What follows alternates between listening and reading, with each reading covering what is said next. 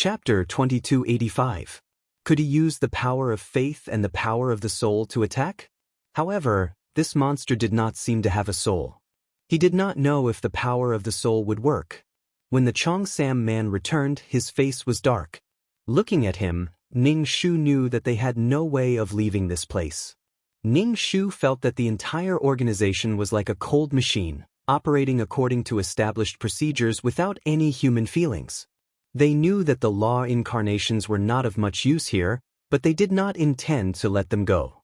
Since the power of the law was useless, they could only use the power of faith to attack. After a battle, all the law incarnations would become poor. However, no one knew how long the power of faith could last. Perhaps when their power of faith was exhausted, the people on the other side would let them go. Sigh. The Cheongsam man fanned himself with his fan, looking very irritated. We can't leave. Then what should we do? Should we hug each other and cry? Ning Shu said, spreading his hands. Ning Shu squatted down like a hooligan. The Cheongsam man lifted his Cheongsam and squatted beside Ning Shu, saying, "You know the people on the other side. Why don't you apply to?" "You're thinking too much. Why should I apply? I'm afraid I won't even have the chance to open my mouth." "No way." Ning Shu hurriedly waved his hand. Finally, he looked at the Cheongsam man with tears in his eyes. He looked so pitiful. "Zhu Li, can you apply for a weapon?" A law incarnation that was so thin that he was all skin and bones said to the Cheongsam man. Ning Shu raised his eyebrows. So the Cheongsam man was called Zhu Li. "It's not that I don't want to apply, it's that I can't. If I could, I would have applied without hesitation." The Cheongsam man sighed and wiped his face. "You know that I'm the law of strength. I can't do much damage to these monsters," the skinny man said. Ning Shu was speechless. Looking at this guy who looked like an opium addict, he was actually the law of strength incarnation. Just by looking at his appearance, who would know that he was the law of strength? He did not look strong at all, and he did not have any muscles. It was a complete contrast. "Why don't you apply for a weapon? In the future, we won't be able to use the power of laws. We can only rely on weapons," the Cheongsam man said to Ning Shu. In order to obtain a weapon that consumed less energy, Ning Shu had to run around twice before finally obtaining a weapon. Since he wanted to apply for a weapon, he would definitely need a lot of it. With so many law incarnations, Ning Shu could already imagine Fragrant Wind's furious expression. The law of strength looked at Ning Shu with a pair of listless eyes. "Can you really apply?" "Of course not." Ning Shu hurriedly shook his head. If she vowed that she would be able to get a weapon, how would she get one if she didn't get one? Ning Shu wouldn't make any promises if he wasn't confident. If he succeeded, it would be an unexpected surprise. "Since I can't use the power of laws, I'll use other powers." Ning Shu was thinking about what kind of power he would use. Spiritual power. Using spiritual power as a weapon to attack the opponent, he didn't know if it would work. Soul power could also be used as a means of attack, but he didn't know if it would work. She couldn't use peerless martial arts because she was now a soul and didn't have a physical body to cultivate. My law of strength is only a physical attack against monsters. Even if I used my strength to kill the monster, its corpse would be dismembered by other monsters and insects, the law of strength said, shaking her head. Ning Shu pulled his hair in distress. All the law incarnations were like people on a broken boat. Once someone couldn't hold on, they would be like a flood that couldn't be stopped. Although there were still many golden bones holding rusty iron swords in front of him, Ning Shu didn't feel safe at all. Who knew how long these bones could last? Then I'll give it a try. If I can't apply, there's nothing I can do. Everyone should think of a way to use other powers. Ning Shu stood up and said, although he knew that he might be sprayed in the face, it was nothing compared to his life. Ning Shu walked outside the tent and pricked his ears to listen for any movement inside. After confirming that there was someone inside, Ning Shu said to the soul soldier guarding outside the tent, "Can you inform the general?" The general said that he doesn't want to see anyone now, the soldier said firmly as he puffed out his chest and exuded a murderous aura. "Then when can we meet?" Ning Shu asked. "I don't know." Ning Shu, he had no choice. He had a favor to ask. Ning Shu stood outside the tent and waited until the other party was done. He didn't know what was being discussed inside. There seemed to be quite a number of people and it was a little noisy. Ning Shu wanted to get closer, but the soldier guarding the tent's entrance stared straight at Ning Shu. Ning Shu silently took 2 steps back and tried to use his mental strength to form a 40-meter-long saber. With a whoosh, he pulled out his 40-meter-long saber. Ning Shu kept looking at the tent's curtain. He didn't know when he would come out. He waited until he was haggard. Who knew when he would be attacked? The nomological embodiment was still waiting for him. After waiting for a long time, the curtain was finally lifted. People came out one after another. Ning Shu craned his neck. It was hard to imagine that so many people could come out of this bun-like tent. "Why are you here?" Mo Ming was talking to the person beside her, who was also wearing a military uniform. When she saw Ning Shu, she craned her neck and said something to the person beside her. Ning Shu came over and asked her. "I'm looking for the big boss," Ning Shu said. "The general won't see you. He's busy with more important things." Mo Ming looked at Ning Shu and said, "You can tell me what you need.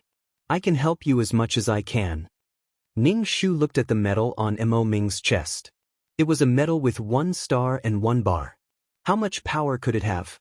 Ning Shu touched his chin, tiptoed, and tilted his head to look at the medal. "Ahem, I need some weapons," Ning Shu said. Mo Ming pondered for a moment and asked, "Why do you suddenly need weapons?"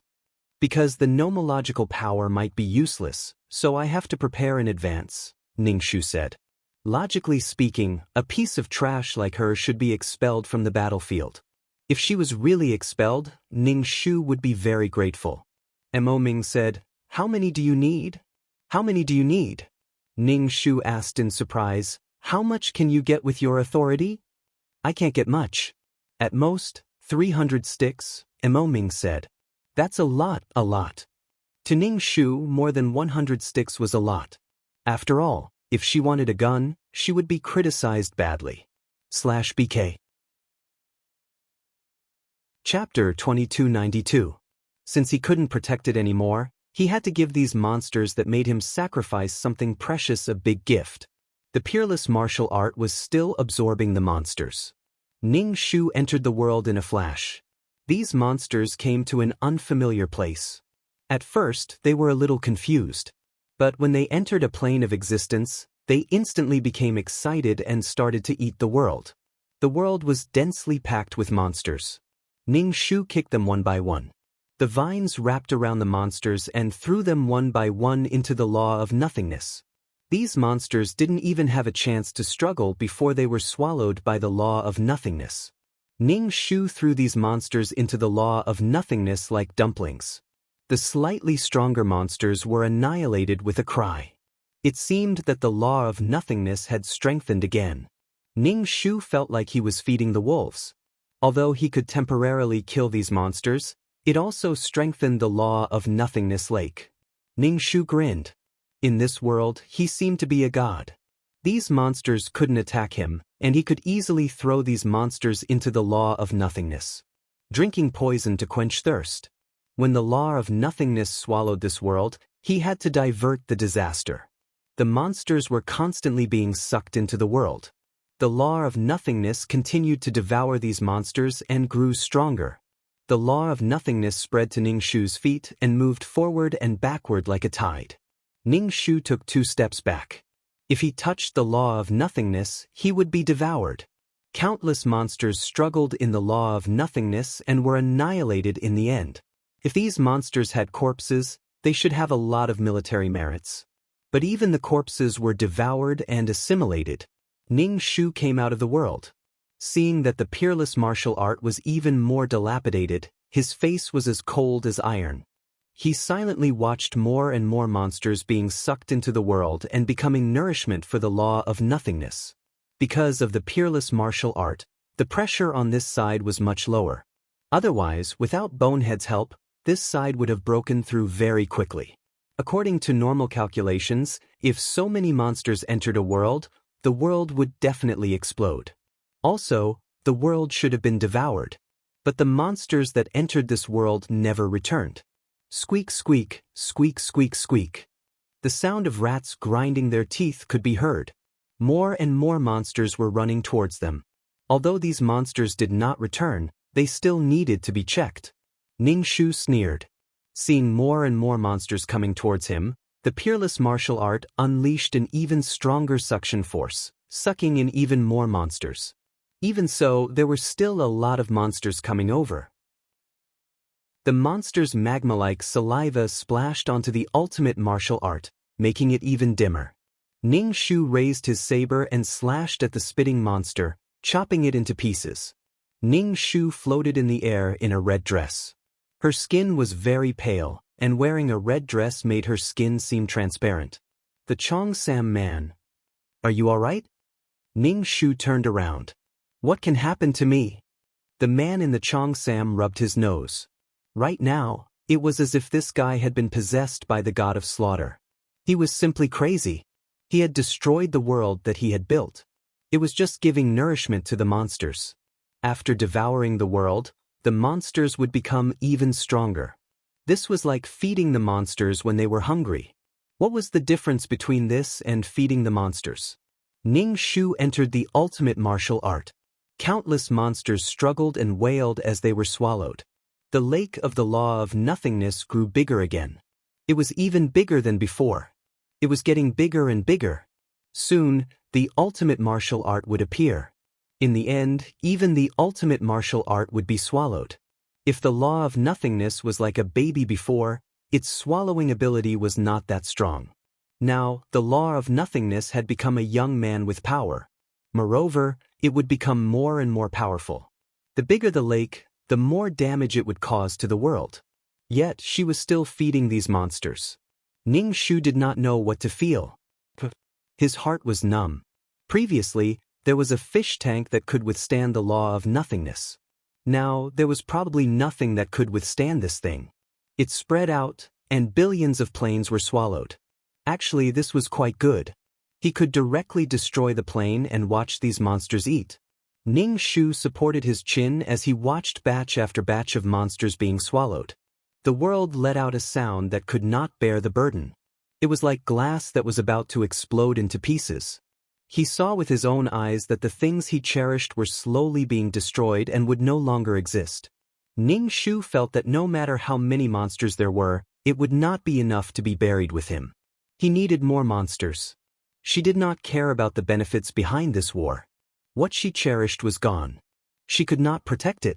She was dragging these things along with the things she cherished. A drop of emerald green water appeared on Ning Shu's fingertip. The drop of water grew bigger and bigger. It flew into the clouds. The emerald green raindrops fell everywhere in the world. They fell into the law of nothingness. There was no green at all. The vines wrapped around the monsters and sucked them dry. More and more emerald green water droplets rose into the air. It was like a rainstorm. The green rain flowed everywhere in the world. She hoped that this rain that was filled with vitality could allow the peerless martial arts to last a little longer. There would be more monsters to strengthen the law of nothingness. When the world could not hold on anymore, she would give the monsters on the other side of the black hole a surprise. Ning Shu came out of the world and looked at the dim and broken peerless martial arts. The words on it were completely gone. The pages were filled with marks. Your world can't hold on anymore. The Cheongsam man, Ning Shu, said. I know I can't hold on anymore. Ning Shu nodded. His eyes stared straight at the black hole. There were many black holes. Ning Shu casually pointed at the black hole. She should be throwing the peerless martial arts into one of them. If she chose that one, Ning Shu stretched out her white finger and pointed at one of the black holes. The Cheongsam man felt that this woman was crazy. She did things like a crazy person. Should she take the peerless martial arts and directly rush to the black hole over there and choose the biggest target? That would not do. What if he died? He had sacrificed such a precious thing in order to live. There was no reason to sacrifice the peerless martial arts and send himself to death. Then choose the closest black hole. Ning Shu pointed at a black hole. It's you. Ka. The surface of the peerless martial arts was covered with more cracks. The sound seemed to crack Ning Shu's heart. It was as if his heart had cracked open. Stop fooling around. Your world is about to explode. The Cheongsam man frowned and said, Are you crazy? What triggered you? Standing beside her, he felt a wave of low pressure. Chapter 2293. This girl was shrouded in intense sadness. Standing beside her, one would be infected. The man in the Cheongsam did not know what happened when she ran away. She disappeared with the huge monster. She came back, but the monster did not. The monster must be dead. It must have used some trump card. That was why she looked like she had nothing left to live for. The man in the Cheongsam sighed and said to Ning Shu, You have to give up something to gain something. Don't be like this. I once gave up something that was extremely important to me. Ning Shu stretched out her hand. The peerless martial art closed and flew into Ning Shu's hand. Touching the cracked peerless martial art, Ning Shu did not dare to blink. She closed her eyes and threw the peerless martial art into the black hole. This is a big gift for you. Accept it. Don't you like to eat worlds? As long as you bite the world, the law of nothingness will gush out. Ning Shu watched as the peerless martial art penetrated the black hole and disappeared before her eyes. She did not know what kind of world was on the other side of the black hole. She did not know if the peerless martial art had collapsed, if it had been bitten open by the monster, if the law of nothingness had already gushed out. The world was so broken that a little bit of power could shatter it. Ning Shu stared blankly at the black hole. A corner of her heart was missing. She was filled with despair and unbearable sadness. It was because she was not strong enough. It was because she did not work hard enough. Therefore, she had to sacrifice the things that had always accompanied her, the things that she had always believed in and relied on. She could not even protect the things that she cherished. What was the point of her suffering and struggle all this time? The world should be broken now. The law of nothingness should have devoured many monsters. The law of nothingness would grow bigger and bigger, devouring more and more monsters. Ning Shu laughed out loud. She laughed until tears streamed down her face. She was both happy and desperate. What else would she lose? What else would this war take away from her? She had nothing left to sacrifice. Without the peerless martial art, the pressure on the man in the Cheongsam multiplied. Not only did he have to kill the enemy, but he also had to take care of Ning Shu, who was like a lunatic. He was so tired that he suddenly died. He would go crazy if he was stimulated any further. Ning Shu held the gun and fired without any hesitation. Even the world was gone. This bit of faith power only made people feel more numb. Squeak, squeak, squeak. The piercing sound spread to every corner of the battlefield. The monsters that heard the sound began to retreat. In a short while, the monsters had all retreated. Ning Shu revealed an ugly smile. It would be even better if they returned. Then he would be able to catch them all in one fell swoop. The more monsters he devoured, the stronger the law of nothingness, and the stronger the law of nothingness, the more monsters he could devour. The black hole rippled with layer after layer of ripples. A book flew out and landed in front of Ning Shu. Ning Shu stretched out his hand and hugged the book. He squatted down and cried loudly, his heart breaking. She hugged the peerless martial art book tightly as tears dripped onto the cracked pages of the book. Ning Shu hugged the peerless martial art book and stumbled over to the huge abyssal prefect, wailing loudly, Help me, help me. Perhaps the monsters had sensed something in the world, or perhaps they knew that it was a trap, so they used the same method to destroy the forces here. Now that it was back in front of her, she could not give up. The abyssal prefect's figure shrank, becoming a man in a tuxedo. Why are you crying? The abyssal prefect took out a stack of checkered handkerchiefs. Ning Shu wiped his tears with the back of his hand. Please help me. I can agree to any condition. The abyssal prefect looked calmly at the book in Ning Shu's arms. He stretched out his slender and pale hand and took the book, flipping it open casually. Oh, the law of nothingness? It's hopeless. The world will be devoured. The abyssal prefect said coldly. Impossible. Ning Shu shouted a little shrilly. Everything had a counter. She did not believe that there was nothing that could counter this thing. It was just that she did not know what it was. Back then, the fish tank had also restrained it. However, as it grew, The fish tank could no longer do anything to it. Ning Shu did not want to cry, but his tears could not be controlled at all. Ning Shu wiped his face carelessly. He wanted to show a reserved smile, but he was crying and laughing at the same time. There must be a way. The abyssal prefect looked indifferently at the crying Ning Shu. He thought for a moment and said, "Go and ask Senior Uncle." "Can he help?" Ning Shu asked. The abyssal prefect said, "When the world is broken and the law of nothingness flows out, he can put it away, so that the law of nothingness does not devour things everywhere." Ning Shu opened his mouth slightly and looked dazed. The abyssal prefect said, "Give this world to him and keep it in your hands. When the law of nothingness devours the world, you will be the next one to be devoured." Ning Shu squatted down and covered his face with his hands. Tears flowed out between his fingers. He said heartbreakingly, "I want my world back." He gave it up once and returned it to her. He could not give it up a second time. There will be other world carriers. Leave this world to others. Your world can't hold on anymore. That's all I can say. If you don't want to listen, forget it. The abyssal prefect glanced behind Ning Shu. Those sacrificed themselves. The abyssal prefect was talking about bones. Ning Shu covered his face and said in a muffled voice, "I'm sorry. It's normal to have sacrifices in war." A black carved door appeared in front of the abyssal prefect. The abyssal prefect walked in and disappeared in front of Ning Shu. Ning Shu squatted on the ground and hugged the peerless martial art tightly, crying loudly. Even if the peerless martial art returned to her hands, it would only have the fate of extinction. Give it to Senior Uncle? However, he could only wait for the world to be destroyed and then deal with the law of nothingness. When the world was destroyed and the law of nothingness spread out, no one here would be enough to devour. That was why those monsters were able to return this thing untouched. The abyssal prefect had no choice but to give the world to Senior Uncle. Ning Shu stood up and walked back with the peerless martial art. She was at a loss and did not know what to do.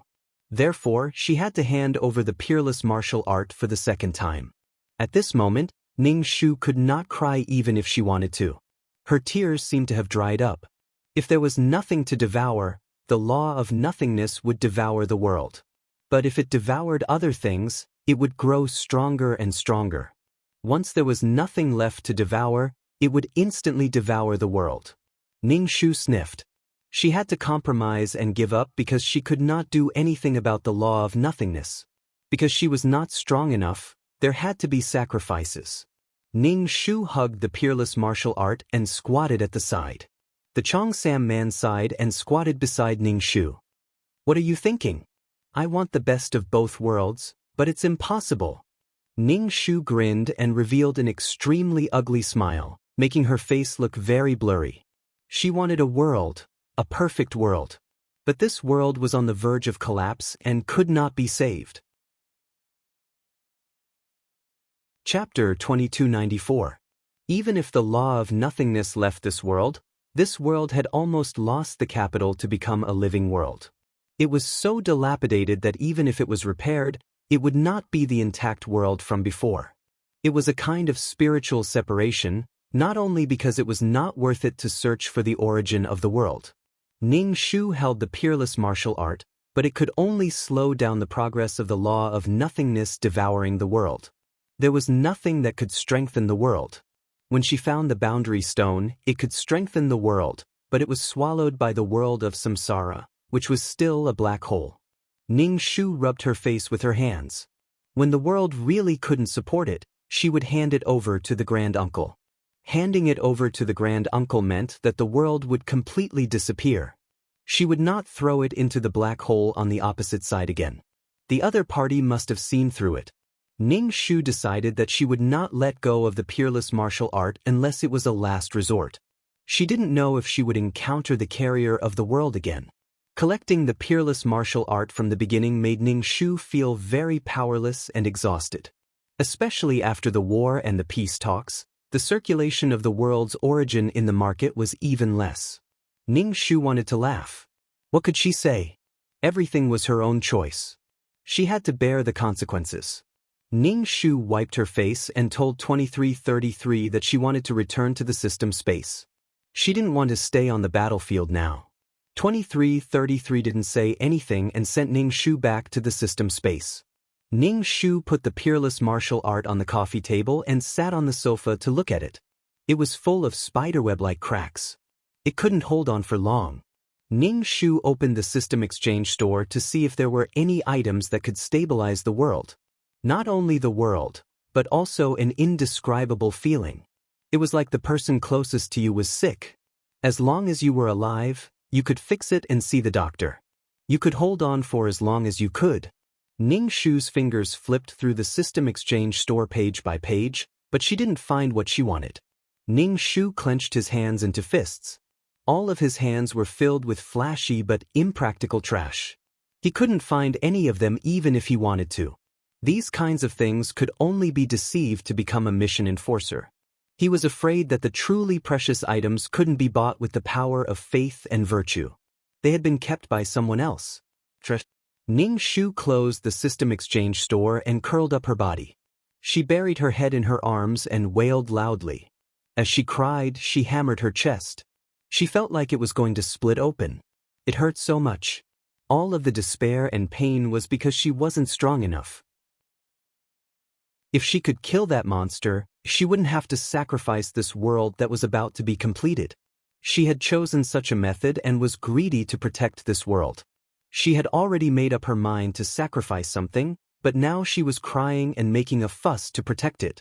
2333. She cried like a pig. Ning Shu wiped his face carelessly and entered the world. He saw a lake that was even bigger than before. The amber water was clear and there was nothing in it.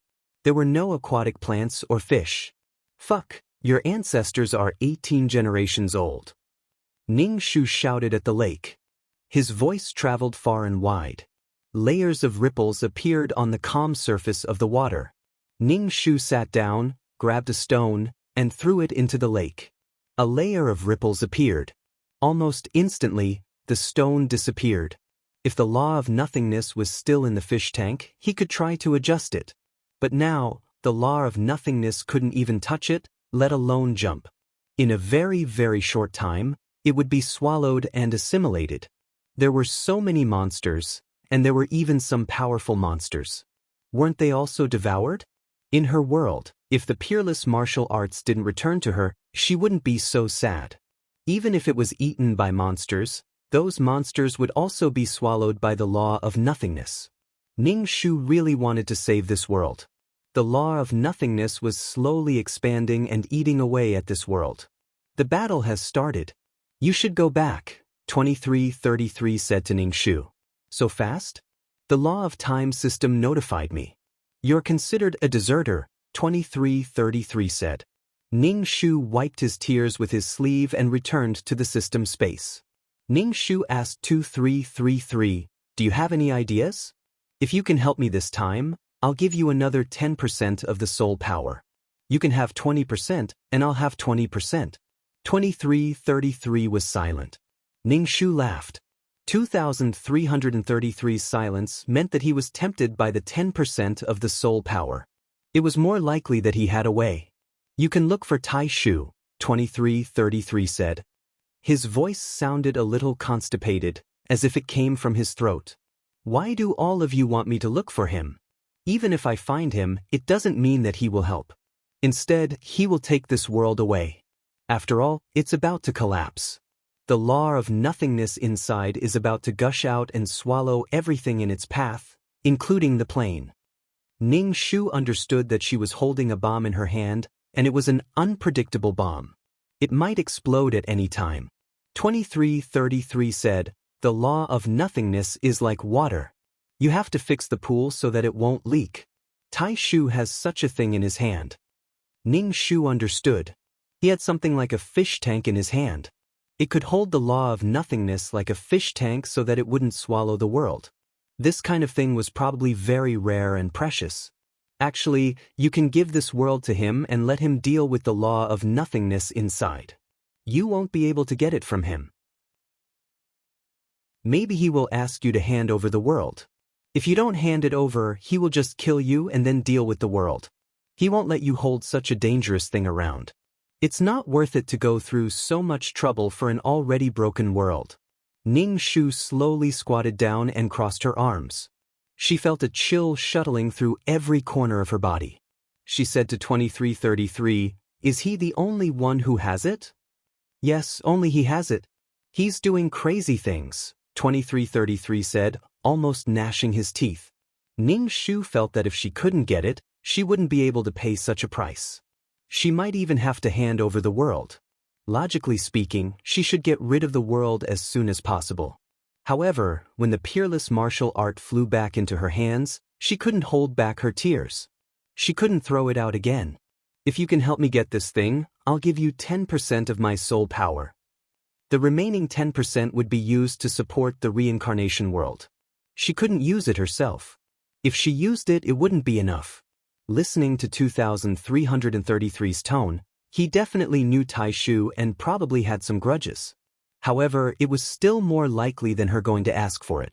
2333 laughed a few times and then went silent. Obviously, he refused. Ning Shu frowned. That meant that she couldn't get it.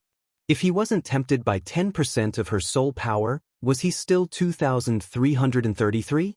"I advise you to give up this world because it's not worth it. It's too dangerous. Don't be troubled by such a little emotion. I've given you advice. You don't have to listen to it," 2333 said. Chapter 2295. Indeed, she should give it up. Things had gone out of control. It had devoured the world and would soon devour her and more things. Well, 20% of the strength of soul. Ning Shu was speechless. 10% of the strength of soul was taken away just by providing a piece of information. Ning Shu transferred some strength of soul into the world of samsara and filled it with some spiritual liquid. Then she went to the 9-Palace Mountain and found second young master. He should have exchanged a lot of soul stones. Pai Lupi was very excited to see Ning Shu. But when he saw Ning Shu's gloomy face, his smile faded a little. He asked Li Si to take out the soul stones he had exchanged during this period.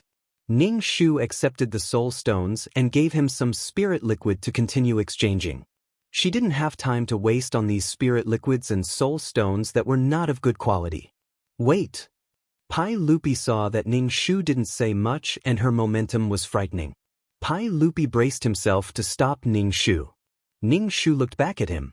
Pai Lupi swallowed a mouthful of saliva and said, "Can you give me some emerald green water like last time?" Next, second young master Li blabbered on and on about his business plan. In short, he needed the liquid that was full of vitality. Ning Shu looked calm and asked Pai Lupi to find something to fill the water. Pai Lupi found a big basin and held it in front of Ning Shu. Ning Shu glanced at Pai Lupi. The emerald green liquid appeared on her fingers. It grew bigger and filled the basin. Pai Lupi cheered in his heart. He should have taken a big water tank. What about the share? Pai Lupi glanced at Ning Shu carefully. He felt that this girl was a little scary and gloomy. "I'll buy the treasure of heaven and earth's seedlings. It's my job to take care of them and deal with them later." Pai Lupi said. Ning Shu raised her eyelids. "So?" Pai Lupi almost choked to death. "What's wrong with this guy? Then we'll each take half." Pai Lupi said. "Haha." Ning Shu glanced at Pai Lupi. "Why don't you take part in the fighting power? Without it, do you still have your life?" Very few people could resist the overwhelming number of vines. Second young master Li looked at Ning Shu. "Then let's make it 40-60. I'll be in charge of everything. You just need to collect the soul stones. My bottom line is 40-60. Ning Shu nodded. "Then it's 46. Please keep it in mind." Pai Lupi nodded. As a business partner, he asked kindly, "Did something happen to you?" "Yes, but you can't help me. I'm leaving." Ning Shu turned and left. Pai Lupi's heart was beating fast. "I'm the second young master of the Li family. Is there nothing I can solve here?" But then he thought about the vines in the sky.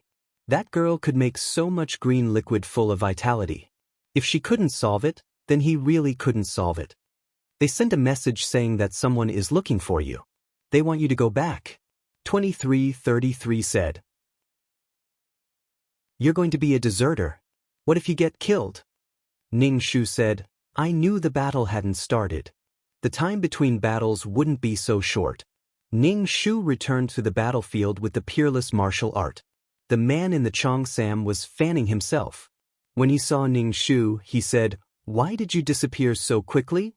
Why did you call me? Ning Shu asked. The man in the cheongsam frowned. The military is looking for you. But Ning Shu nodded. He said to the man in the cheongsam, You should hurry up and write a report to collect taxes. The higher-ups probably wouldn't object to this kind of consumption of their own resources. The man in the cheongsam closed his fan. You're taking it? I'm taking it. It's almost used up anyway. Ning Shu said. Then I'm going to write a report. You should hurry up too. Someone is looking for you. Ning Shu put away the peerless martial art and headed back to his tent. He wondered if His Excellency had told others about the law of nothingness. But from his interactions with His Excellency, he wasn't the sort of person who gossiped. Even if he did, it wouldn't have mattered. The peerless martial art had absorbed so many monsters on the battlefield, and those monsters didn't come back. It was normal for someone to notice it. Ning Shu opened the tent curtain. There were a few people sitting inside. Fragrant Wind Man, the silver-haired man, and the senior uncle. Ning Shu's gaze lingered on the senior uncle for a moment, thinking about the probability of getting the item. When he saw the senior uncle's cold face, he felt that the probability of getting the item was negative. And he asked about the situation, and Ning Shu told him the truth. Everyone in the room frowned. This kind of thing can't be kept. If you can't handle it, give it to someone else, and he said. If the world is devoured and caught off guard, everyone will be devoured, including the planes behind it. The senior uncle tapped the table with his finger. Put it on the table. He hadn't expected it to come so soon. If he insisted on keeping the item by his side, he might be harming others and himself. It wouldn't be tenable in any way. Ning Shu knew this in his heart, but he couldn't accept it. Ning Shu looked at the senior uncle and opened his mouth. Can you give me something that can resist the law of nothingness swallowing the world? The senior uncle raised his eyebrows. No. As expected, Ning Shu took out the peerless martial art and placed it on the table. After dealing with the law of nothingness, please return the world to me. The peerless martial art had dimmed, and there were more cracks on it. And he said, with a little power, this world will collapse. I'm willing. Even if it's broken, I like it. You can't be greedy for my broken world, right? Ning Shu said. No one is greedy for your broken world, but it will break if you don't pay attention. Do you understand? And he said, Why do you have such a dangerous thing? Someone forcefully gave it to me. Ning Shu looked at the senior uncle. What kind of price do I have to pay to get something from you that can resist the law of nothingness? Impossible, the senior uncle said coldly. Ning Shu took a deep breath and suppressed the panic and despair in his heart. Then I have a request. You can do whatever you want with the law of nothingness in the world, but my world can't break. Otherwise, I won't hand it over. You're crazy. What right do you have to negotiate with me? The senior uncle sneered. Whether you hand it over or not doesn't affect me. You don't understand. What right do you have to bring such a thing and threaten everyone's lives? Bringing a bomb on the plane, threatening other people's lives, and asking for a lot of things. Killing him now was already the biggest condition. You don't have a clear mind. I'm tired of this kind of brainless person. Ning Shu was speechless and didn't say anything. Deal with it as you wish. He turned and left the tent. She looked up at the vast universe and billions of planes. In order to protect these, she had sacrificed herself. She kept shouting in her heart. But why? Chapter 2296. Ning Shu stood outside the tent. She felt as if a nuclear bomb had exploded in her heart. All kinds of emotions made her dizzy. She couldn't control her emotions anymore. She wouldn't cry anymore because crying was useless. If tears were useful, why bother to be strong? She would cry every day. Because she was too weak, she didn't even have a chance to talk. There was no way to negotiate. She couldn't even communicate on equal terms. Ning Shu could pay the price and obtain a treasure from the grand uncle that could contain the law of nothingness. But she didn't want to talk about it. If she continued to cause trouble, she would be killed without hesitation. Compared to the billions of planes, she was really insignificant. She couldn't jump out of the rules. She would be suppressed by the rules. The law of the jungle existed no matter where she was. If she ran slowly and was born weak, she could only be eaten. Ning Shu's whole body was shaking. She wanted to leave the battlefield, but she also knew that she wanted to live and sacrificed her own things. She couldn't blame anyone but herself. She was struggling desperately in her heart. It was clearly her own actions, but she couldn't help but want to vent her anger. She was still measuring why her efforts were like bubbles with no return. She thought that there must be a return for her efforts.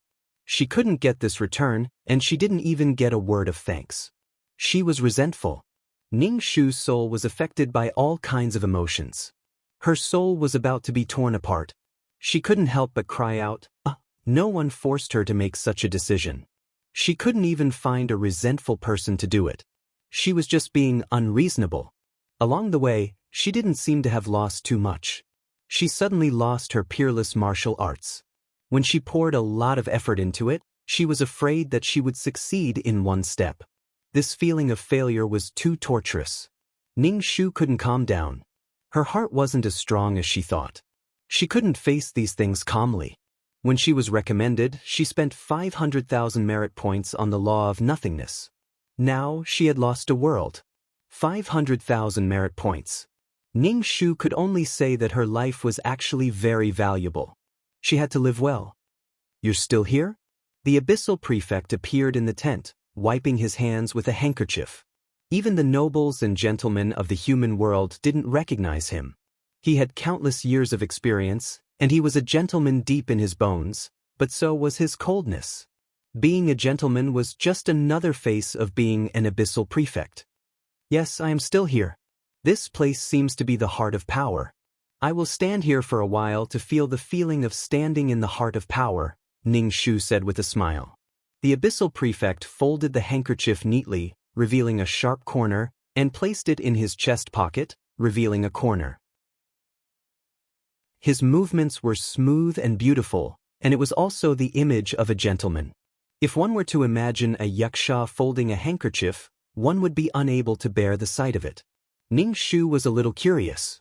Since when did abyssal prefect like to act like a gentleman? What's the big deal about authority? It's just something that comes with strength. Which of those standing here isn't powerful? Abyssal prefect replied calmly. Ning Shu nodded. "You're right. Wait here. I have something to do in there. Go in when I tell you to." The abyssal prefect lifted the curtain and entered the tent. Although she didn't know what the abyssal prefect wanted to do, Ning Shu still waited outside the tent. "Little Silver and he, go out for a while. I have something to discuss with Tai Shu." The silver-haired man took his book and followed he out of the tent. Ning Shu saw the two of them and pretended not to see them. The two of them also ignored her and walked past her. "Just throw this world inside?" The abyssal prefect looked at the cracked book on the table. "What else?" "Just throw it away. This kind of world has no value in preserving it," Tai Shu said. "Let her play with this thing. It's just a handful of the law of nothingness. Even if you play with it, you won't be able to create a new law. It's the same as putting eggs in a basket. It's just a handful. It's easy to drown an ant. It's very dangerous to leave it in her hands."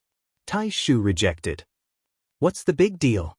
Give her some scraps to hold the law of nothingness and let her play with it," the abyssal prefect said. "The situation in the Sea of Laws is getting worse. If someone is willing to play with the law of nothingness, let them play with it. Pay more attention. If they really cross the line, just kill them." Tai Shu adjusted his glasses. "I still don't agree. Fine. In any case, you have the final say in the matters of the plane. However, you have to speed up. The Sea of Laws shouldn't be able to last much longer." The abyssal prefect just said casually. As for whether Tai Shu agreed or not, the abyssal prefect didn't care at all. Tai Shu frowned. "Originally, if we devoured Jingqing, we should be able to speed up. However, we didn't expect that he would turn around and refine it. We had no choice but to pull him out. The abyssal prefect also frowned.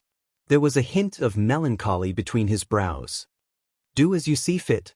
If something happens to the billions of planes, the billions of reincarnation worlds are almost finished. What else do you need? I'll get someone to collect it. The abyssal prefect said. Tai Shu shook his head.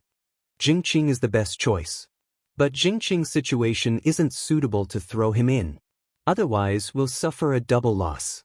He doesn't care about these planes at all. It's hard to guarantee that he won't turn around and deal with us after refining it successfully. The abyssal prefect said. Otherwise, we wouldn't have extracted his soul back then. That law of nothingness can't be given to her. Tai Shu shook his head. From all aspects. The abyssal prefect crossed his fingers and pondered for a moment. We can give it to her. What's your plan? Tai Shu looked at him. I don't have a plan. I just feel that there's a chance that her world will become a reincarnation world. There are too many mission enforcers worlds. The reincarnation world won't be able to handle it, the abyssal prefect said. As for the law of nothingness, just give her some scraps and she'll be able to suppress it. Give her some benefits, and she'll be so angry, like a crab baring its fangs and brandishing its claws. She'll feel that she's been wronged. It'll be a huge sacrifice. With such a childish temperament, it's even more unsuitable to leave dangerous things by her side. If she encounters something that can't be settled, she'll use it to do evil, Tai Shu said directly. Let's not talk about this anymore. His finger lightly tapped the peerless martial art on the table. The peerless martial art made a few cracking sounds, and more cracks appeared on its surface. A world like this will shatter with a single touch. Before the law of nothingness can devour it, it'll shatter on its own. And she wants me to return it to her? She's being pretentious. The abyssal prefect glanced indifferently at the world covered in cracks. We can continue refining Jingqing. A piece of trash like a plain fragment isn't as pure as Jingqing's laws. We can't. If we can't refine Jingqing, the entire sea will be refined by Jingqing. That's a huge problem. Tai Shu shook his head. Let's prolong this battle a bit longer. Collect the corpses. /BK. Chapter 2297. This is like drinking poison to quench one's thirst. There are too many harmful effects. The plane that is born will be deformed, His Excellency said. There is no new way to open up a new channel. This is the only way. The Grand Elder adjusted his glasses. Ning Shu waited at the entrance of the tent. After waiting for a long time, His Excellency had no intention of coming out. She didn't know what they were talking about inside. Ning Shu rubbed her hands. His Excellency asked her to wait. Was there a surprise? Ning Shu had a little hope in her heart, but she didn't dare to have too much hope. The greater the hope, the greater the disappointment. By now, Ning Shu's mood had calmed down a little. She was already prepared to give up the peerless martial arts. There was nothing she could do. Even if she wanted to fake it, she was afraid that she would lose her life before she could even start. Only when she was strong would she have the qualifications to be willful. Ning Shu silently swallowed this breath and used it to support herself. She didn't regret sacrificing the peerless martial arts. In the situation at that time, perhaps a big shot would be free to deal with the giant monster, but by the time the big shot made a move, she might already be dead. It might take a very long time to find a new world carrier. Ning Shu felt that she no longer had the essence, energy, and spirit to build a living world. The peerless martial arts had consumed all her energy and expectations. Ning Shu couldn't describe how she felt if she used other martial arts, but they weren't peerless martial arts. When His Excellency came out of the tent, Ning Shu went to greet him. His Excellency handed the peerless martial arts to Ning Shu. Ning Shu was very surprised. She quickly took it and asked, "What do you need me to do?" "What can you do?" "To be honest, I don't like people chattering in front of me, especially those who aren't tolerated by me. I've always thought that humans are really strange. After pretending to be human for so long, they still don't understand. On one hand, they shout that they want to be proud, but on the other hand, they try to squeeze into a circle that doesn't belong to them. On the other hand, they think that other people are selfish, narrow-minded, ungentlemanly, and don't care about your feelings. Abyssal Prefect looked at Ning Shu. Your current behavior is particularly annoying. Do you think you're the only one who's sacrificing yourself? So many people have lost their lives, and you still have the right to chirp here. You think you're doing it for others, but it's actually all for yourself. Furthermore, my bones died in front of you. Ning Shu was speechless. Ning Shu looked up at the Abyssal Prefect. So, what's the meaning of this? Isn't this what you want? The Abyssal Prefect asked coldly. Then what's the price I have to pay? Ning Shu asked with a smile. She wasn't angry at the Abyssal Prefect's words, and there was nothing to be angry about. Some people had the ability to show off their wealth. I have the ability to reject you and live a good life in my own world. I can reject the people I hate and the way I live. For example, the Grand Uncle and the Abyssal Prefect. I don't need to care about other people's opinions. I don't care what other people think of me. If you gnash your teeth in hatred, it's nothing more than envy, jealousy, and hatred. You can't be so carefree. So what if I'm doing this? I'm already very humble. Why should I bow and scrape? Ning Shu said. There was no need for him to pretend to be humble at all. The Abyssal Prefect took out a black flower and played with it in his hand. It seems that I'm meddling in other people's business. Actually, I don't know how to thank you. This thing is indeed a disaster in my hands. I don't know when the world will collapse. You said that people love vanity, but people also have things and feelings that they can't give up. I'll also hand this thing over. It just so happens that I developed feelings for this thing and wanted to save it.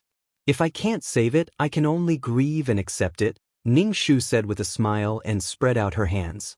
She said it casually. The Abyssal Prefect pinned the black flower to Ning Shu's ear and looked at it. Then he shook his head.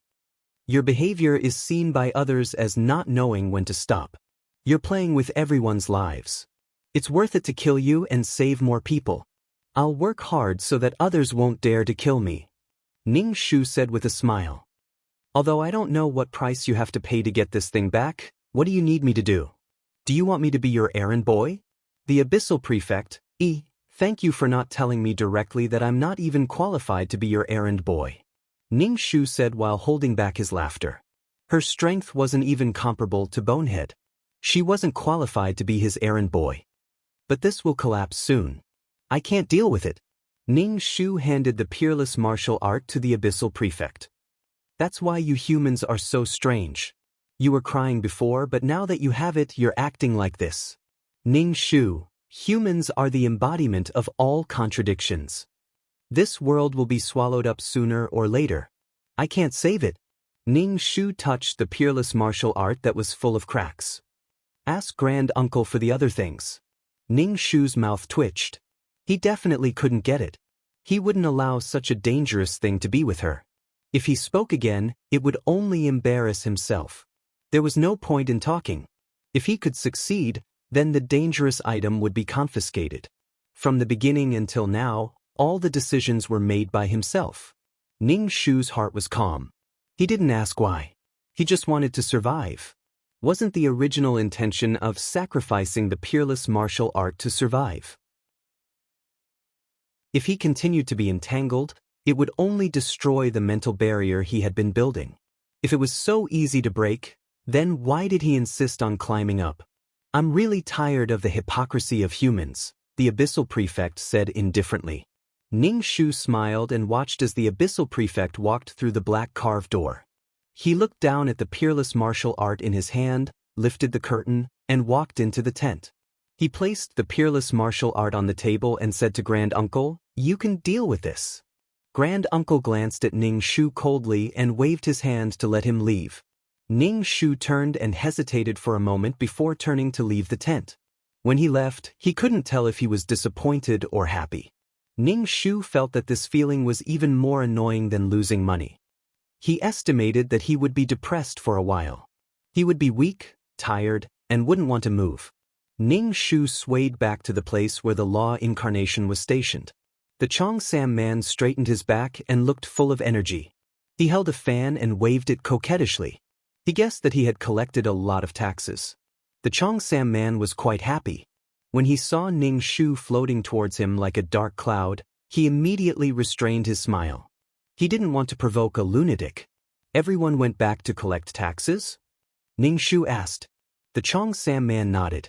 I talked to them in every way possible. I almost hugged their legs and cried before they let us go back to collect taxes. Thanks to the soaring prices, my taxes this time are quite high. I should be able to live for a while. It was worth it to shamelessly beg them, /BK. Chapter 2299. Now she had the peerless martial art, but she still had to hand it over because it was about to shatter. Ning Shu had never been so self-deprecating. Everything was because of her lack of ability. Ning Shu felt that her originally steel-like heart was about to turn into slag. She couldn't stand this back and forth. Instead of destroying this world, it's more valuable to let it exist. The grand uncle took out a stone and placed it on the table. This is a boundary stone. It can strengthen the world. As for this, the grand uncle had a shiny stone in his hand. This stone was as beautiful as a star. This can stop the law of nothingness from devouring the world. Ning Shu looked at these two things and jumped back in fright. She asked warily, "Why are you suddenly giving me these?" Previously, she couldn't even discuss it. Now, she was suddenly returned to her and these treasures. Ning Shu was horrified. The sudden warmth made Ning Shu want to kneel down. She couldn't adapt to suddenly becoming so humane. She had been abused too much. One who was unaccountably solicitous was hiding evil intentions. Ning Shu calmed down. Her world might be saved, but this was the price she had to pay. What do I have to pay? 100 years of taxes from Water City and Wood City. The grand uncle said. 100 years, taxes would be collected twice a year. Each time, it would be close to 2 million. A year, it would be 4 million. Wood City's taxes were slightly higher, 5 million a year. The two cities added together would be 10 million. 100 years, Ning Shu had to calculate. 1 billion. Didn't you say you could pay any price and not take your life? The grand uncle said. Ning Shu nodded. I'm willing. The time will start after the war ends. Now, fighting requires faith power. Okay. The grand uncle nodded. Ning Shu stretched out her hand and put away the peerless martial art and the 2 stones on the table. 1 billion to buy 2 stones. Ning Shu asked, how do I use them? Boundary stones can be absorbed by the world. This stone can be directly thrown into the law of nothingness. It will form a membrane at the bottom, preventing the law of nothingness from absorbing the world. However, it won't last forever. The stone itself will be devoured, said the Grand Elder. Ning Shu made an "oh" sound, tightly hugged the broken peerless martial art, and asked, this time you really return the world to me. If he had to hand it over again, Ning Shu would explode. Who knows what he would do? Take care of your world. If there is no void, then let it overflow, Ning Shu nodded. She hugged the peerless martial art book and left the tent. She didn't want to come to this place anymore. Here, she didn't even have the right to speak. However, the world was finally back. For some reason, the Grand Elder changed his mind. After a few twists and turns, he would never abandon this world again.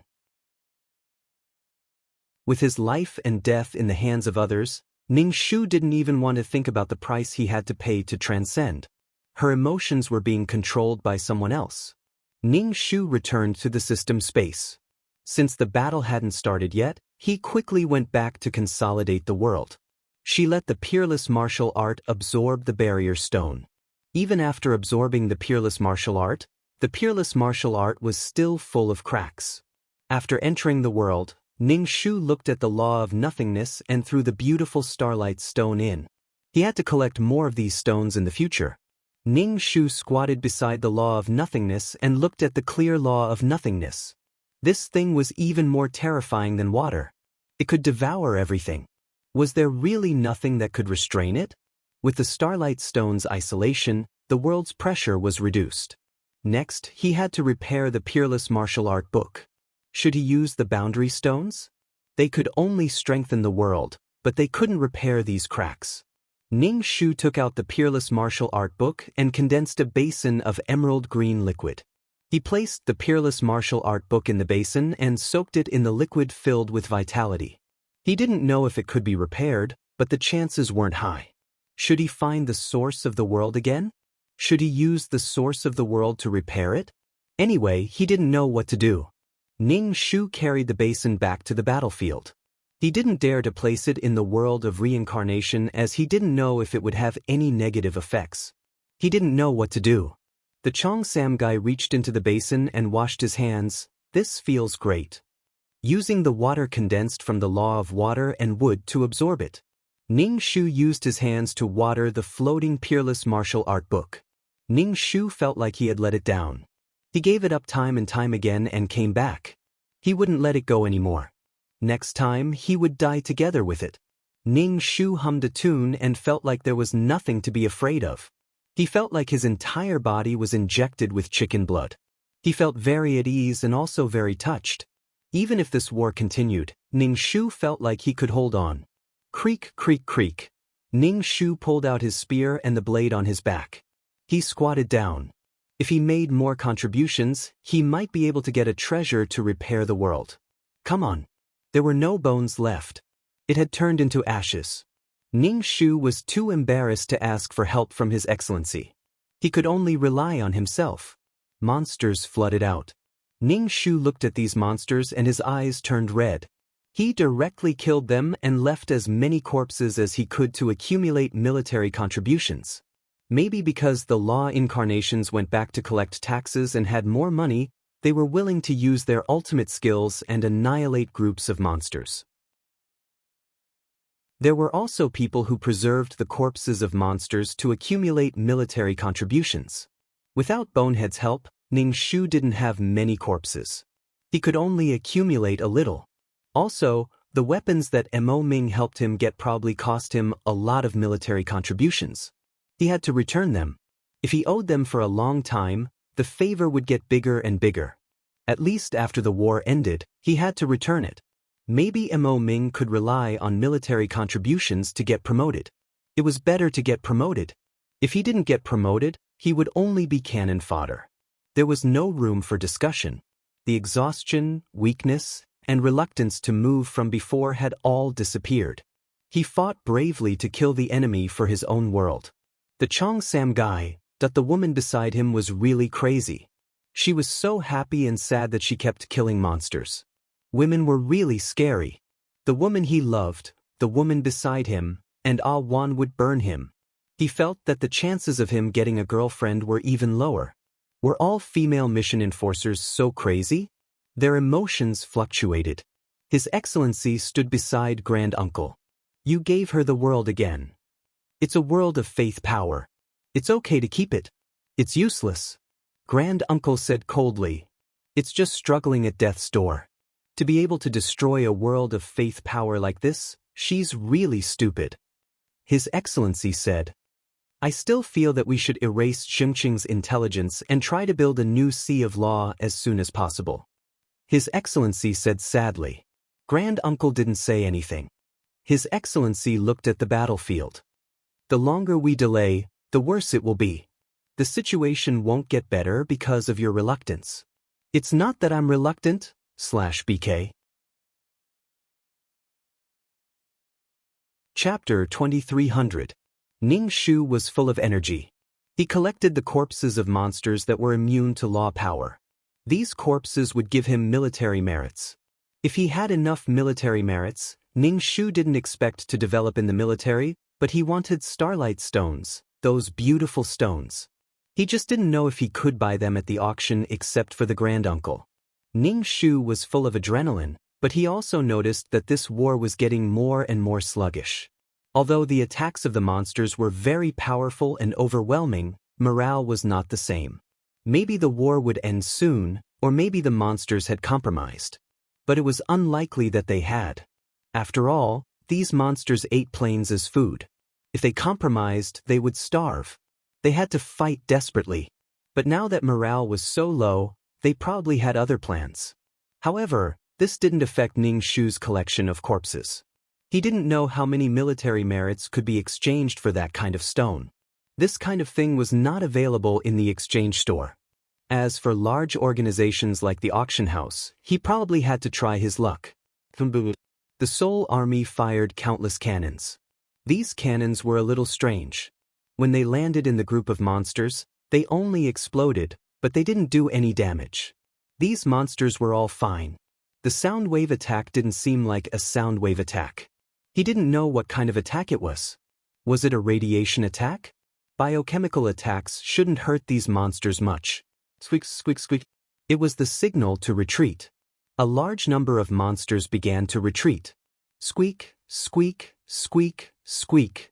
When the monsters retreated, the monsters near Ning Shu turned back and wanted to take Ning Shu away. Ning Shu directly shot and killed the monsters that wanted to kidnap him. Did these monsters love her and want to take her back to be their wife? She's so ugly. Forget it. Why did they retreat so quickly this time? Compared to the previous struggle, the attack time this time was very short. What's wrong with these monsters? Ning Shu pursed his lips. He felt that he hadn't had enough yet. He hadn't collected the corpses yet, and he hadn't received any military merits. Without military merits, the probability of getting a starlight stone was negative. 100 years of tax revenue. If he held on for another 100 years, that would be 200 years without any harvest. During this period, if he encountered any treasures that were worth selling, what would he do if he ran out of money? Taking the initiative to do something was different from taking the initiative to do something passively. Right now, Ning Shu wasn't afraid of rats.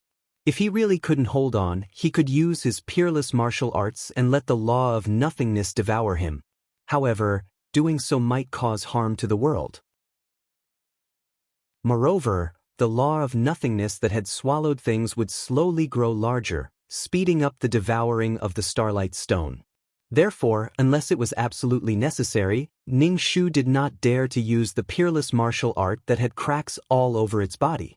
Ning Shu treasured this thing that had returned to her after so many twists and turns. Perhaps it could never be repaired, but Ning Shu was willing to keep it by her side. There were some things that were always by her side that she did not feel, but when she lost them, it would be a heart-wrenching pain. The power that the peerless martial arts brought her was irreplaceable in her heart. Companionship was the longest form of confession. Ning Shu felt that he might have developed a fetish. This battle had a strong start but a weak finish. After the spirit army had released that kind of artillery, the monsters had retreated. Ning Shu was still very vague about the various weapons of the military. Besides, he couldn't exchange for these weapons with the law of nothingness. He didn't even have the chance to see them. The military came to collect the corpses. Ning Shu looked at the other party calculating the military merits. Then, he took the slip of paper and looked at it. Ning Shu was speechless. 8 merit points? Damn it. It was less than 2 digits. Although the number was auspicious, it was not as practical as 44 merit points. What was the use of being auspicious? He was still thinking of returning Mo Ming's military merits. At the current speed, who knew when he would return Mo Ming's military merits? He still had to accumulate enough merit points to exchange for starlight stones. Ning Shu pulled his hair. What the fuck? Ning Shu looked at the paper in the Cheongsam man's hand. 5 points. The Cheongsam man rolled his eyes. Not bad. 5 points can exchange for 5 weapons. Although it looks shabby, it's still not bad. Other than Ning Shu and the Cheongsam man, the other law of nothingness weren't that bad either. After all, the law of nothingness relied on weapons. These weapons directly annihilated the monsters' corpses. If they wanted to keep the monsters' corpses, they had to use unconventional methods to kill the monsters and snatch the corpses from the monsters' hands. This wasn't an easy task. Previously, with Bonehead around, he could get more than 90 merit points after a battle. Compared to now, it was like heaven and earth. Ning Shu face-bombed. He really wasn't qualified to be the underling of an abyssal prefect. The law of nothingness who had obtained merit points had all gone to exchange for weapons. Ning Shu kept the slip of paper and slowly accumulated merit points. Ning Shu squatted down and watered the supreme martial art that was soaking in the basin. Fortunately, the supreme martial art was no longer paper. If it was paper, it would have turned into pulp. Touching the cracks, Ning Shu sighed. He had to treat it well in the future. Ning Shu still wanted to ask why he let go of the supreme martial art. After all, his previous attitude was very firm, and there was no room for negotiation. Now, he had given 2 stones. Although he had spent 100 years of the law of nothingness city's taxes, Ning Shu wanted to know the reason. Picking up the supreme martial art, Ning Shu looked at it over and over again. Could it be that there was something special about it? She was short-sighted. When it was time to use it, she regretted not having enough knowledge. You're not going to exchange for weapons? The Cheongsam man asked Ning Shu. Ning Shu shook his head. Only now did he feel that exchanging 10 merit points for a broadsword was really fucking extravagant. The Cheongsam man sat down and washed his hands in the basin. Don't wash in my basin. You'll get dirty if you wash it. How could he let the supreme martial art absorb such dirty water? The Cheongsam man was speechless. He was simply crazy. How was it dirty? Don't pour it, it's splashing me. The Cheongsam man saw that Ning Shu was about to pour the water and immediately said, Ning Shu. Of course I'll fulfill your request. Ning Shu condensed the emerald green liquid again and soaked the supreme martial art in it. Although the water was full of vitality, it wasn't of much help to the supreme martial art. There were still so many cracks, and it didn't decrease at all. It seemed that ordinary things couldn't repair it, but what could be useful? Ning Shu felt that he was very ignorant, like a retard. Moreover, some things and inside information were in the hands of the upper echelons, just like ancient books were in the hands of the aristocratic families. It seemed that he had to spend some money to consult a professional. Ning Shu propped up his chin and looked at the book in the basin, feeling very satisfied. Another naked person came out of the black hole and asked to talk. /BK. Chapter 2301. Ning Shu's heart didn't waver. Anyway, this was the faceless man's business. The monsters would fight, collect military merits, and find a way to repair her world. As for the result of the discussion, it wasn't something she could control. It was just a small soldier. If the faceless man said to fight, they would fight. If the faceless man said to retreat, they would retreat immediately. There was no discussion. Ning Shu touched her dress with her fingers. She couldn't even change the color of the dress. Ning Shu still liked white dresses. They looked very fairy-like. The red color was too eye-catching. It was very conspicuous in a group of people. It didn't match Ning Shu's low-key character. The discussion was still going on in the tent. Imagine a group of people facing a naked man or a woman. The scene was a bit high energy. It was unimaginable. The naked gray-haired man came out of the tent with a strange accent. I hope you will reconsider. The Grand Elder said coldly, there's no need to reconsider. Then are we going to fight like this? The gray-haired man said. Continue. The gray-haired man was a bit depressed. Aren't the conditions good enough? It's okay, the Grand Elder said indifferently. If it's okay, why don't you agree? The gray-haired man asked doubtfully. Then continue, the gray-haired man said. You're inhumane. Why did you use radiation shells and sterilize the soldiers? You're not even human. How can you be humane? You should thank us. Your reproductive cancer needs to be treated. You've reproduced too much. Don't eat the plane. Eat yourself, the Grand Elder said indifferently. The gray-haired man was silent for a while. He was obviously choked by the other party's self-righteous attitude. Ning Shu saw the gray-haired man enter the black hole. The army was still on guard. It seemed that they would continue to fight. Ning Shu didn't feel anything. There were military merits in fighting and he could get starlight stones. After the gray-haired man went back, the monsters started to attack. Ning Shu attacked with his big knife. For military merits, Ning Shu tried to preserve the monsters' bodies. To be honest, this battle was really boring. He didn't know what kind of deal was involved. The monsters were huge in size and came in all shapes and sizes. They spat saliva everywhere and gnawed on things everywhere. In short, why didn't these things gnaw on each other? Why did they have to eat planes? When Ning Shu's arm came into contact with the monster's saliva, he immediately felt his soul burning. The saliva was quickly eating away at his soul. Ning Shu swung his broadsword and cut off his arm to prevent his entire soul from being corroded. It was very painful to cut off one's soul, so Ning Shu reformed an arm. However, his soul was a bit dimmer, and the soul power in his arm was gone.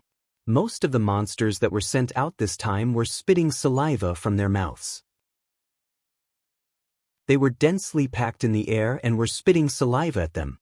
Some were not handled in time, or their entire souls were splashed by the lava. They could only howl in agony as they were corroded. A monster that could even digest a plane. How terrifying would its digestive ability be? Ning Shu took out his gun and fired at these monsters. However, these monsters' bodies seemed to be set up with a barrier that couldn't be broken at all. Ning Shu fired several shots in a row, but there was no way to break the opponent's defense. Ning Shu felt a little bad.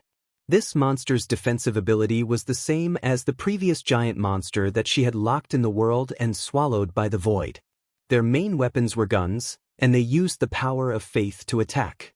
However, now that guns were useless, their attack power was greatly reduced. This was not a good sign. Ning Shu swung his great sword and released a strong sword aura.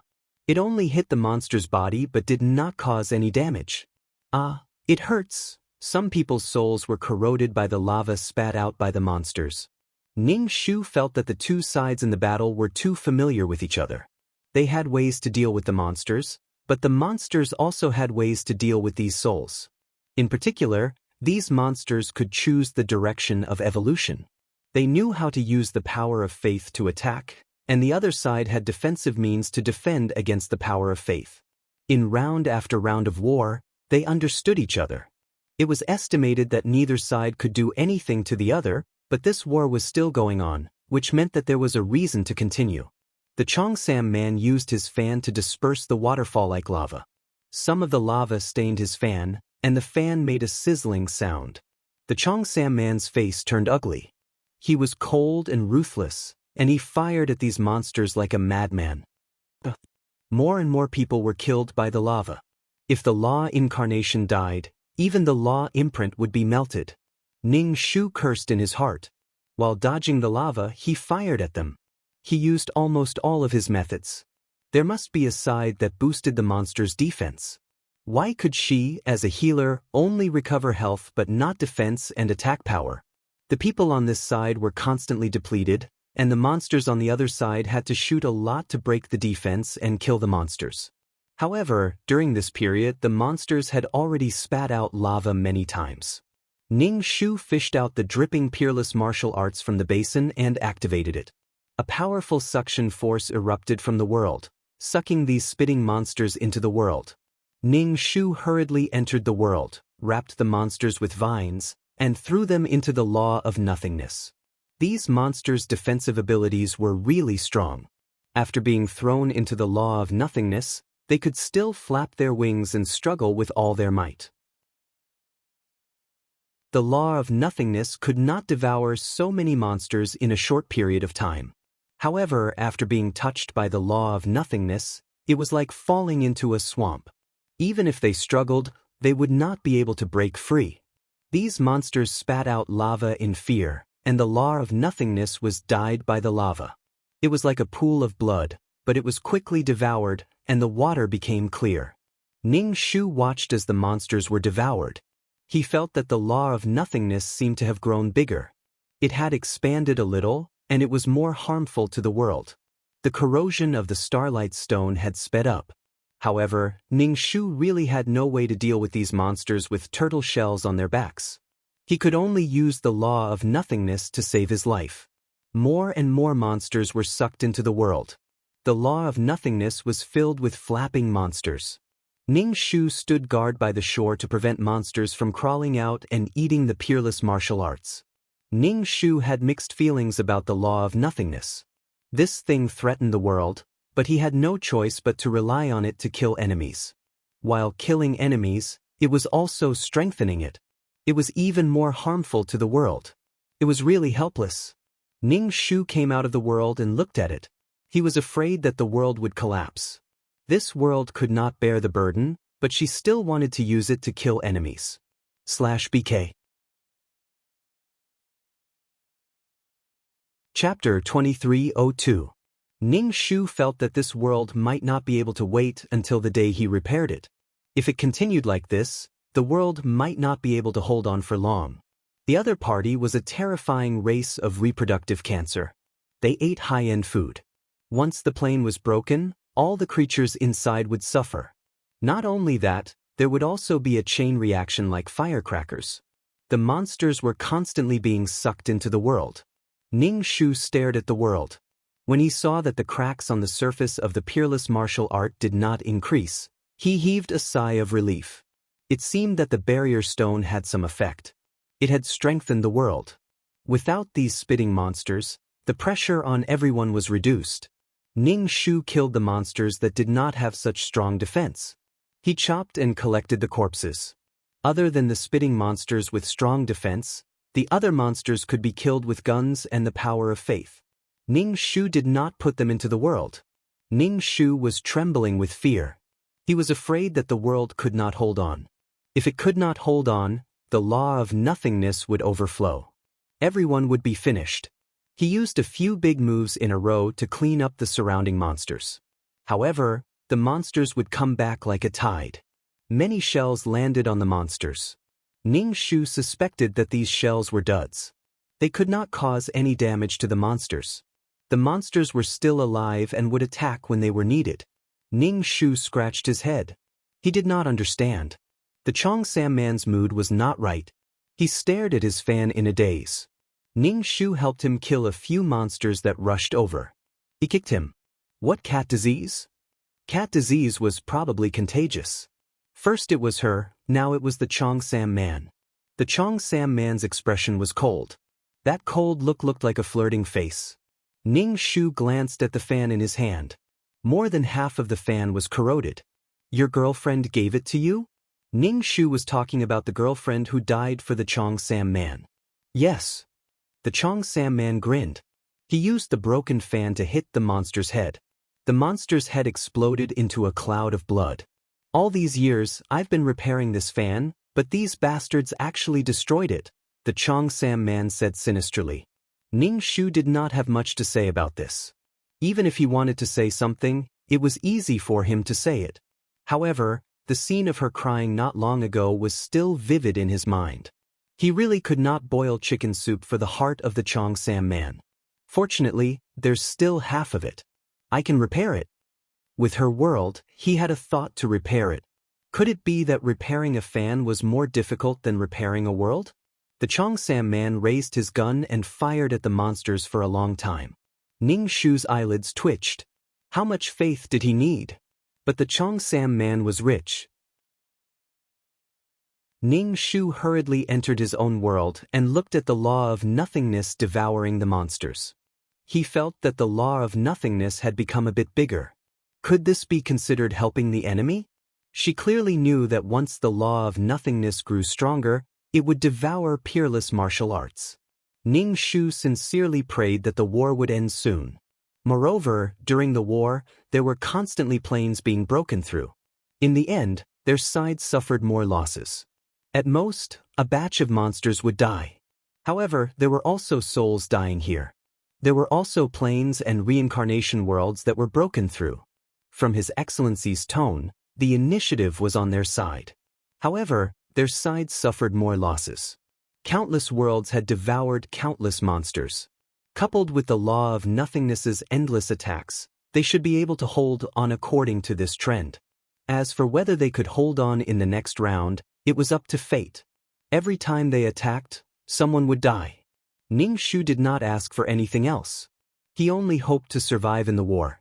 Surviving was the greatest victory. Dong dong dong. 3 huge humanoid monsters crawled out of the black hole. Seeing these 3 monsters, Ning Shu thought of the fear of losing her world. It was such monsters that had shattered her world. Now they were coming again? Ning Shu had thought that such monsters should be few in number. It should not be easy to cultivate them. Now, 3 more had appeared. Ning Shu's face was burning. She had been slapped in the face so quickly. This time, were they coming here again? Were they going to put such huge monsters in her world again? Ning Shu clenched his fists. His palms seemed to be covered in cold sweat. What kind of hatred did she have with these monsters? Why did these monsters have to target her like this? The peerless martial arts floated above Ning Shu's head. It rotated and its surface was full of cracks. Fortunately, these three monsters did not come here. As soon as the monsters appeared, His Excellency and Senior Uncle both attacked.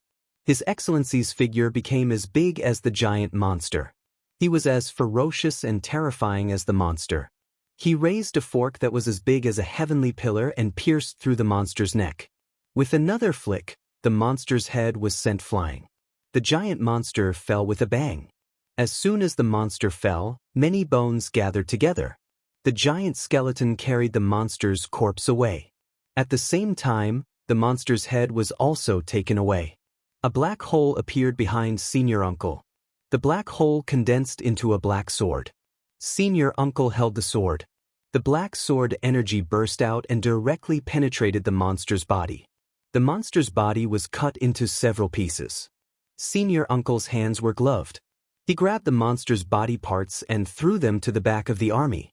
The monster's body was very big. Senior Uncle's body was like a small ant. However, the ant lifted a huge stone and threw it far away. Ning Shu was speechless. For her, there was no fear. She could only fight with her life. These people were killed in a flash. She was really weak. If she was alive, it was hard to guarantee that she would not participate in the next war. Would she be so tired next time? Ning Shu felt a deep sense of shame. He felt that what he had done was simply a joke. The three giant monsters were killed in a flash. Ning Shu hoped that one day he could be so powerful. A wave of naked people came out of the black hole. These people were naked and had no gender. They were lined up in rows. There were about 100 of them, and each of them looked indifferent. When Ning Shu saw these people, he suddenly felt that this should be the last touch of the war. These people had sickle-like weapons in their hands. They carried the sickles and ran at high speed. This time, the big shots of the military and some more powerful mission enforcers who were stationed on the battlefield joined the battle. Ning Shu saw that the silver-haired man's paper was cut into two halves by the scythe, and immediately shrunk his neck. Oh my God, these people did not use any fancy attacks, but they used the scythe to cut through the world. The silver-haired man, who lost a piece of paper, had a cold expression. This kind of high-end battle was not something Ning Shu could understand. /BK Chapter 2303. Ning Shu wasn't able to sense the competition between the various forces. Ning Shu killed the monsters while paying attention to the situation over there. Fortunately, with the help of the world, the pressure wasn't so great. Some people with scythes were killed, and their corpses were immediately collected by this side. They were really crazy about collecting corpses. The Soul Army kept firing duds. As long as the cannonballs landed, the surroundings would be empty. These monsters seemed to be afraid of the duds and stayed far away from them. Ning Shu even saw a look of horror on the monsters' faces that couldn't be seen clearly. Were the cannonballs really that terrible? These people with scythes were all killed in the end, but there were also sacrifices here. Some monsters took advantage of the high-level battle and directly broke through the defense and gnawed on many planes. Keep firing cannonballs for me, fire as many as you can. The huge Yiksha made a terrifying roar. It seemed that His Excellency had gone mad. As soon as His Excellency's voice fell, countless cannonballs flew out, covering every place on the battlefield. Some cannonballs even landed at the feet of Ning Shu. When the monsters saw the cannonballs, they all dodged. Even if the cannonballs were already in front of them, they gave up attacking and desperately retreated. Ning Shu looked at the cannonball. The cannonball exploded with a bang, but the sound wave was a little stronger. Other than that, he didn't feel anything. It could make the monsters so scared. Ning Shu really wanted to hold such a cannonball and throw it in his hand. It could make the monsters pee in their pants. But the cannonballs were still very expensive. Squeak! A very penetrating cry, mixed with this anger, directly annihilated those with weaker souls. Ning Shu covered her ears. She felt as if her soul was about to dissipate from this tremor. Her soul was about to scatter. What a terrifying sound wave. When these monsters heard the cry, one by one, they were so scared that they crawled on the ground, trembling. "What are you shouting for?" Fragrant Wind Man scolded directly, blocking the sound wave with a barrier. Hearing Fragrant Wind Man's words, the army behind her roared with laughter. Soldiers, ruffians, even if they became souls, in fact, they were the same. When they were not serious, they were the same. The monsters started to retreat. Ning Shu felt that when the monsters retreated, they looked especially lifeless. Their bodies emitted a sad aura. Ning Shu soaked the peerless martial art in the basin and escaped another calamity. The two sides were becoming more and more serious. Being serious meant that the end of the war was near, but it also meant that the situation was getting more and more dangerous. He didn't know if he could survive. The man in the Cheongsam looked at the remaining half of the fan and fell into deep thought for a long time. He was probably reminiscing about the past. Ning Shu stared at his world and fell into deep thought for a long time. Sigh. Ning Shu looked up and saw the Abyssal Prefect standing in front of her. Ning Shu stood up. "What's the matter?" The Abyssal Prefect's expression was unsightly. In fact, it was extremely ugly. A handful of soul pearls appeared in his hand. Ning Shu was speechless.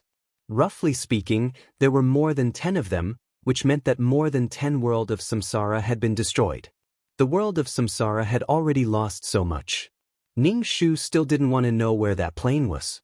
Seeing that the Abyssal Prefect was in a bad mood, Ning Shu silently picked up the basin and followed the Abyssal Prefect to the 9 Palace Mountain. The Abyssal Prefect glanced at the basin that Ning Shu was holding and was speechless for a long time. "What's the principle of soaking in water? I can't find anything that can be repaired. I can only use bubbles that have some vitality." Ning Shu felt that he might have done something stupid again, but he still said it with a smile. "The world is like a broken fish. It can't be caught or absorbed. What's the use of soaking in water?" "Ning Shu. It's a psychological comfort. I think it might be useful." When they reached the 9th level of the 9 Palace Mountain, the Abyssal Prefect placed more than 10 soul pearls in the rebirth pool. Ning Shu asked the Abyssal Prefect, "Is there any way to form the rebirth pool faster?" "Everything has its own rules of growth. How can a baby suddenly grow up?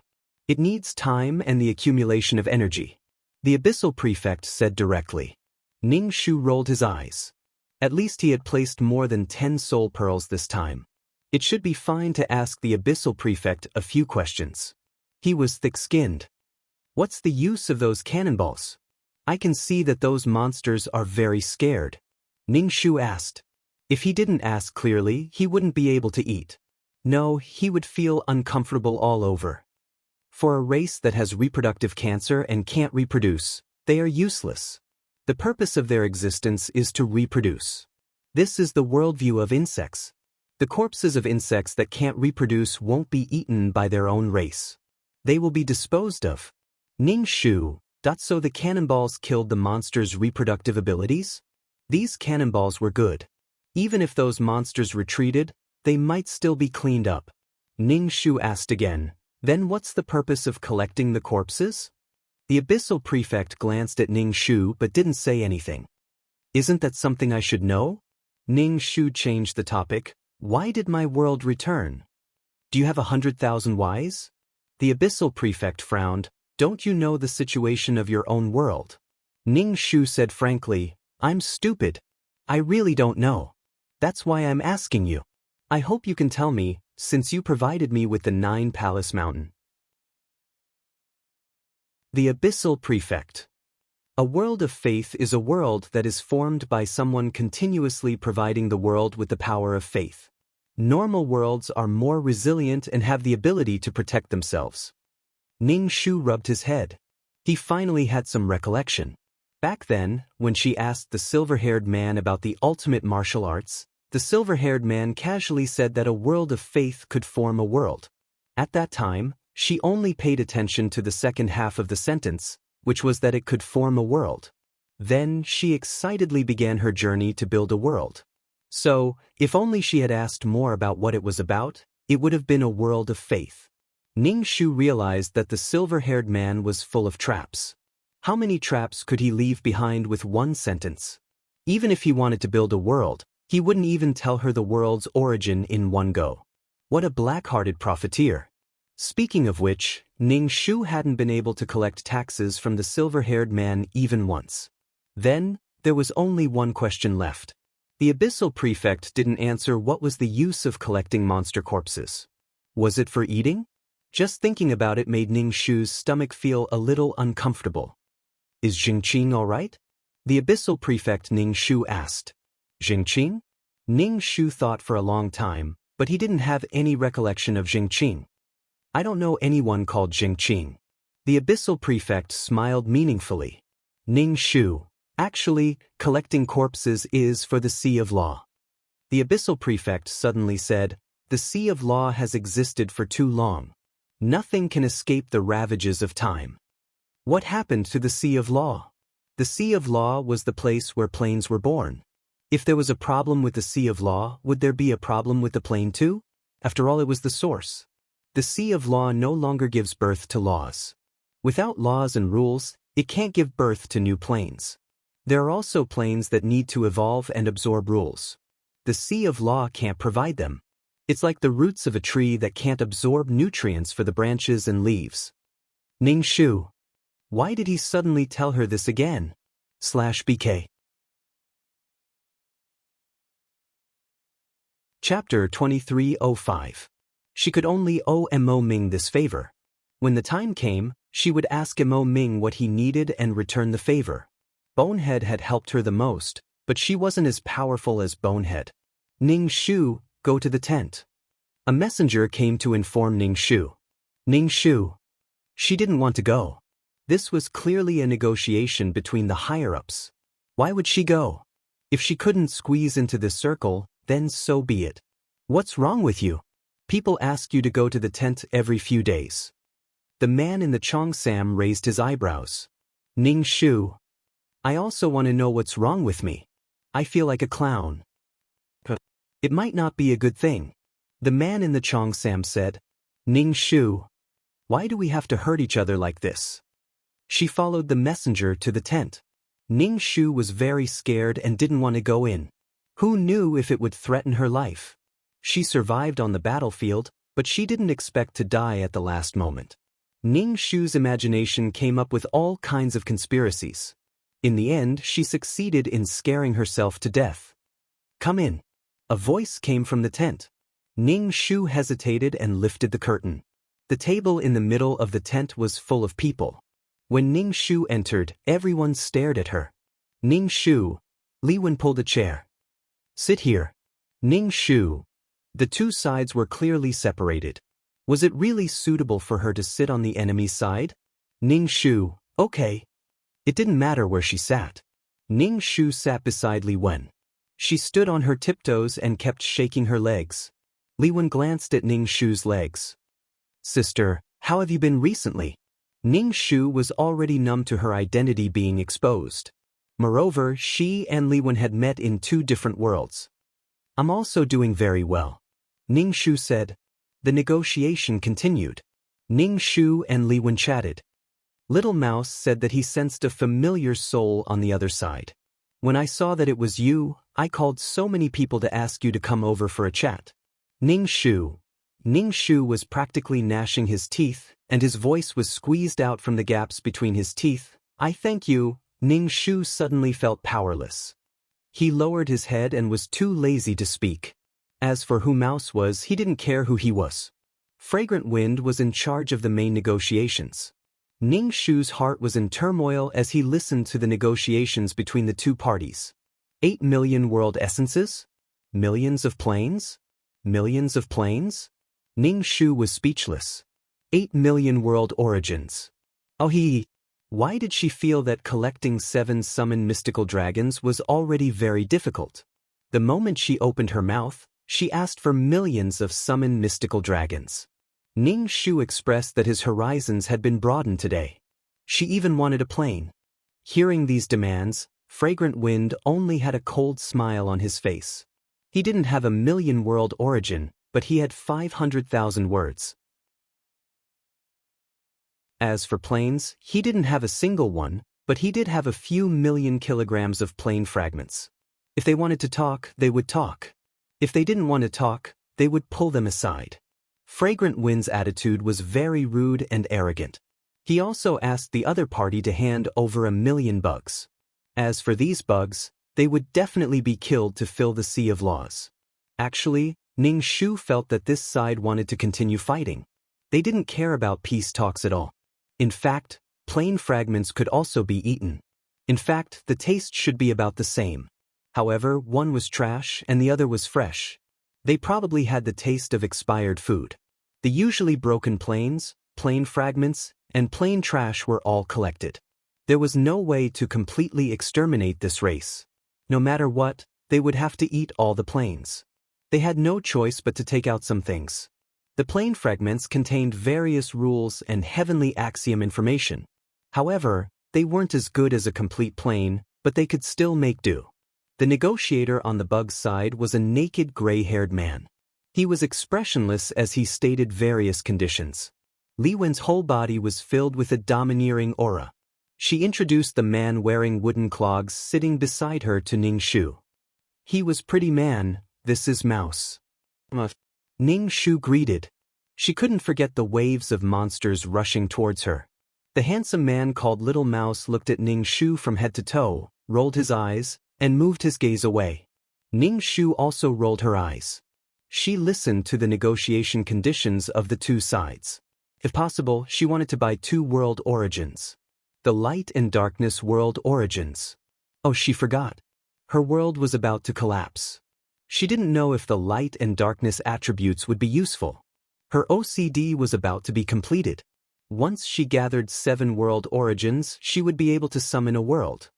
Why are you living with this race? Ning Shu said to Li Wen. I've seen a lot. I traveled to a lot of places. Then I settled down there. Ning Shu made an O sound. You participated in this war too? Yes, I participated. Li Wen said calmly. Ning Shu didn't say anything. This was her personal choice and position. Is Mouse the mouse from before? It's him. Ning Shu looked at the pretty man that Li Wen pointed at. The pretty man turned his head.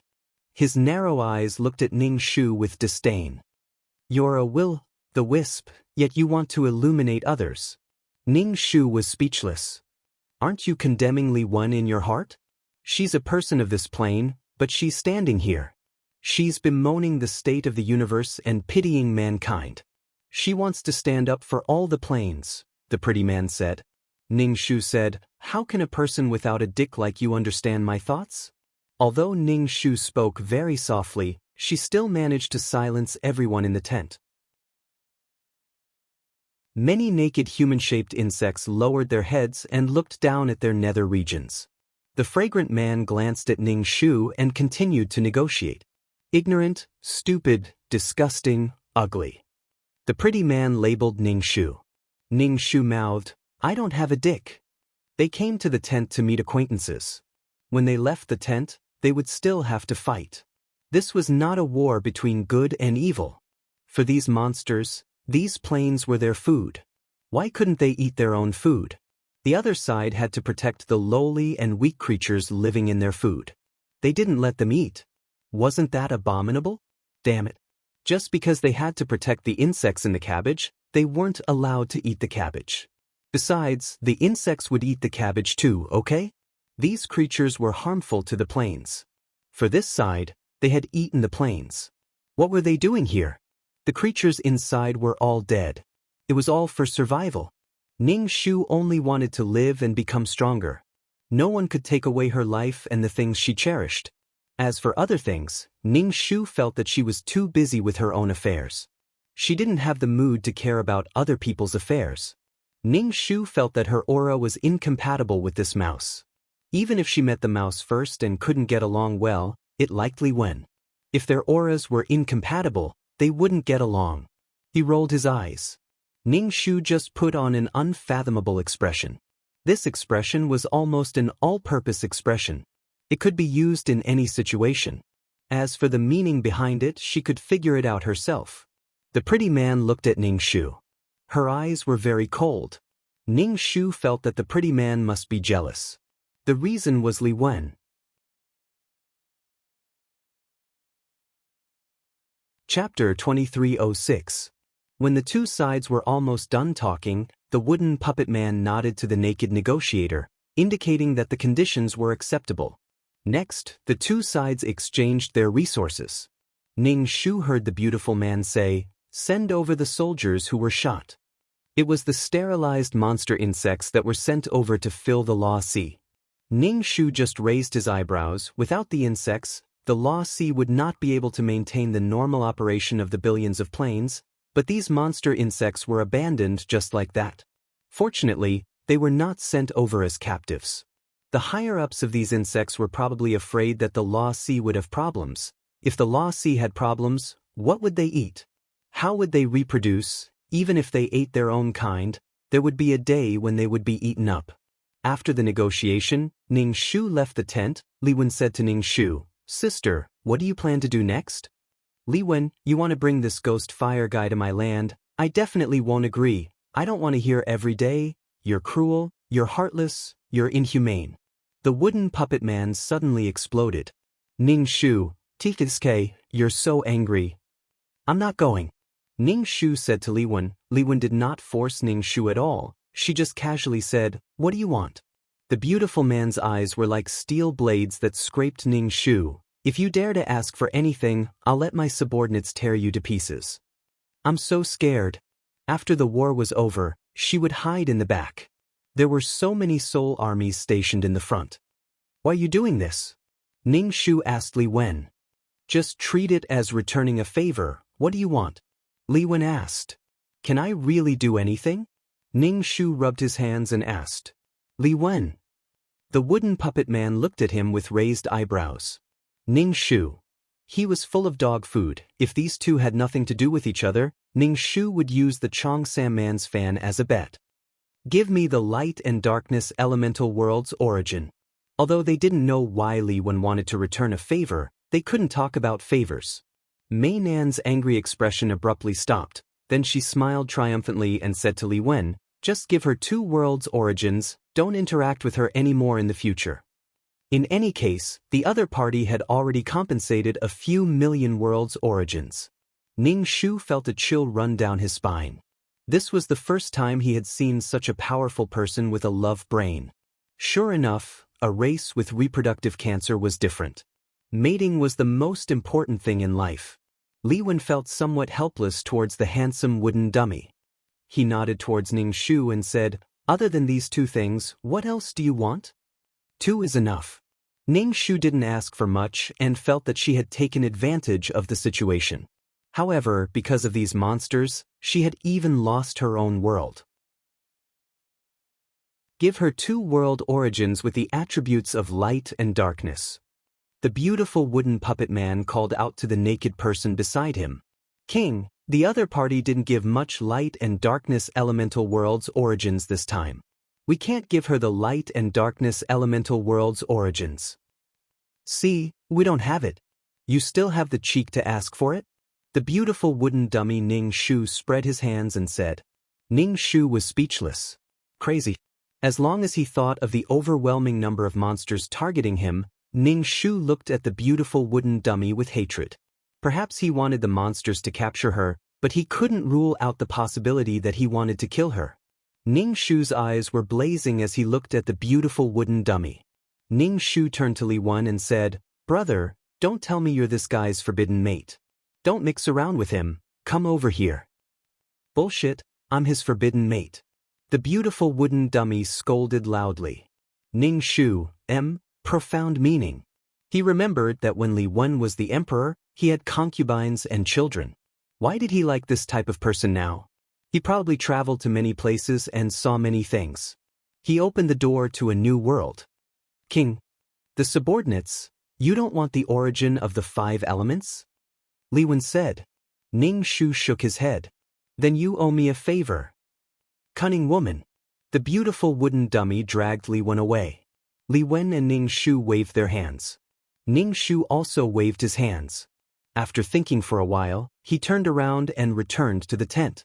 He said to Fragrant Wind, who was sitting on the chair, General, do you have any extra light and darkness attributes? I want to buy them. You didn't get them? Fragrant Wind took off his military cap and lifted his bangs that were blocking his eyes. At the same time, he touched some hair wax. The tent was suddenly filled with the fragrance of hair wax. The war was over. It felt like Fragrant Wind was going to wear a flowery shirt again and apply the heavy smell of hair wax. I'm in contact with the people over there. Will I be convicted? Ning Shu said. Fragrant Wind touched his hair until it was shiny and smooth. He put on his military cap. If you can get them back, it's your ability. Those were originally given by us. It's great that you can get them back. However, we can't give them to you privately. Then do you have any extra light and darkness attributes? Ning Shu asked. Yes, you can buy them with merit points. Fragrant Wind said. Things that could be solved with money were small matters. It felt like Fragrant Wind was especially fiery after he went to the battlefield. The war was over and it seemed to be peaceful. Of course, the battlefield was constantly changing. Who would have the time to talk to you properly? Of course, it didn't eliminate the possibility of using all the resources to negotiate. Now that the negotiations were over, the remaining resources could be bought and sold. Ning Shu and the others were a little eccentric. All of them were crazy. How much do you want for those two? Ning Shu asked. 1 million. Fragrant Wind said. Ning Shu. Inflation was killing him. It was so expensive. Ning Shu was a little hesitant. His world was already broken to such a state. Could the light and darkness attributes really form another world? Ning Shu checked his account balance. He had no more power of faith. However, he had more than 4 million merit points. He didn't use them much on the battlefield. Buy. Ning Shu decided to buy. If he were to look for it himself, he didn't know how long it would take. As for what Xiaohua had, he didn't have much hope. Ning Shu took out his identity card and swiped it at the table. As soon as he got close to the abyssal prefect, his soul was suffocating. The fragrance assailed his nostrils. There was also a thick bloody smell. This smell was simply terrifying. Ning Shu instinctively held his breath. He swiped the card and quickly distanced himself from Fragrant Wind. The bloody aura on his body was about to solidify. As soon as he got close, his soul felt like it was being pricked by needles. Fragrant Wind looked at his account and then gave Ning Shu a fist-sized seed with a yin-yang diagram on it. It was called a seed because the surface wasn't flat. It was a little bumpy like a walnut shell. 2 sides of yin and yang.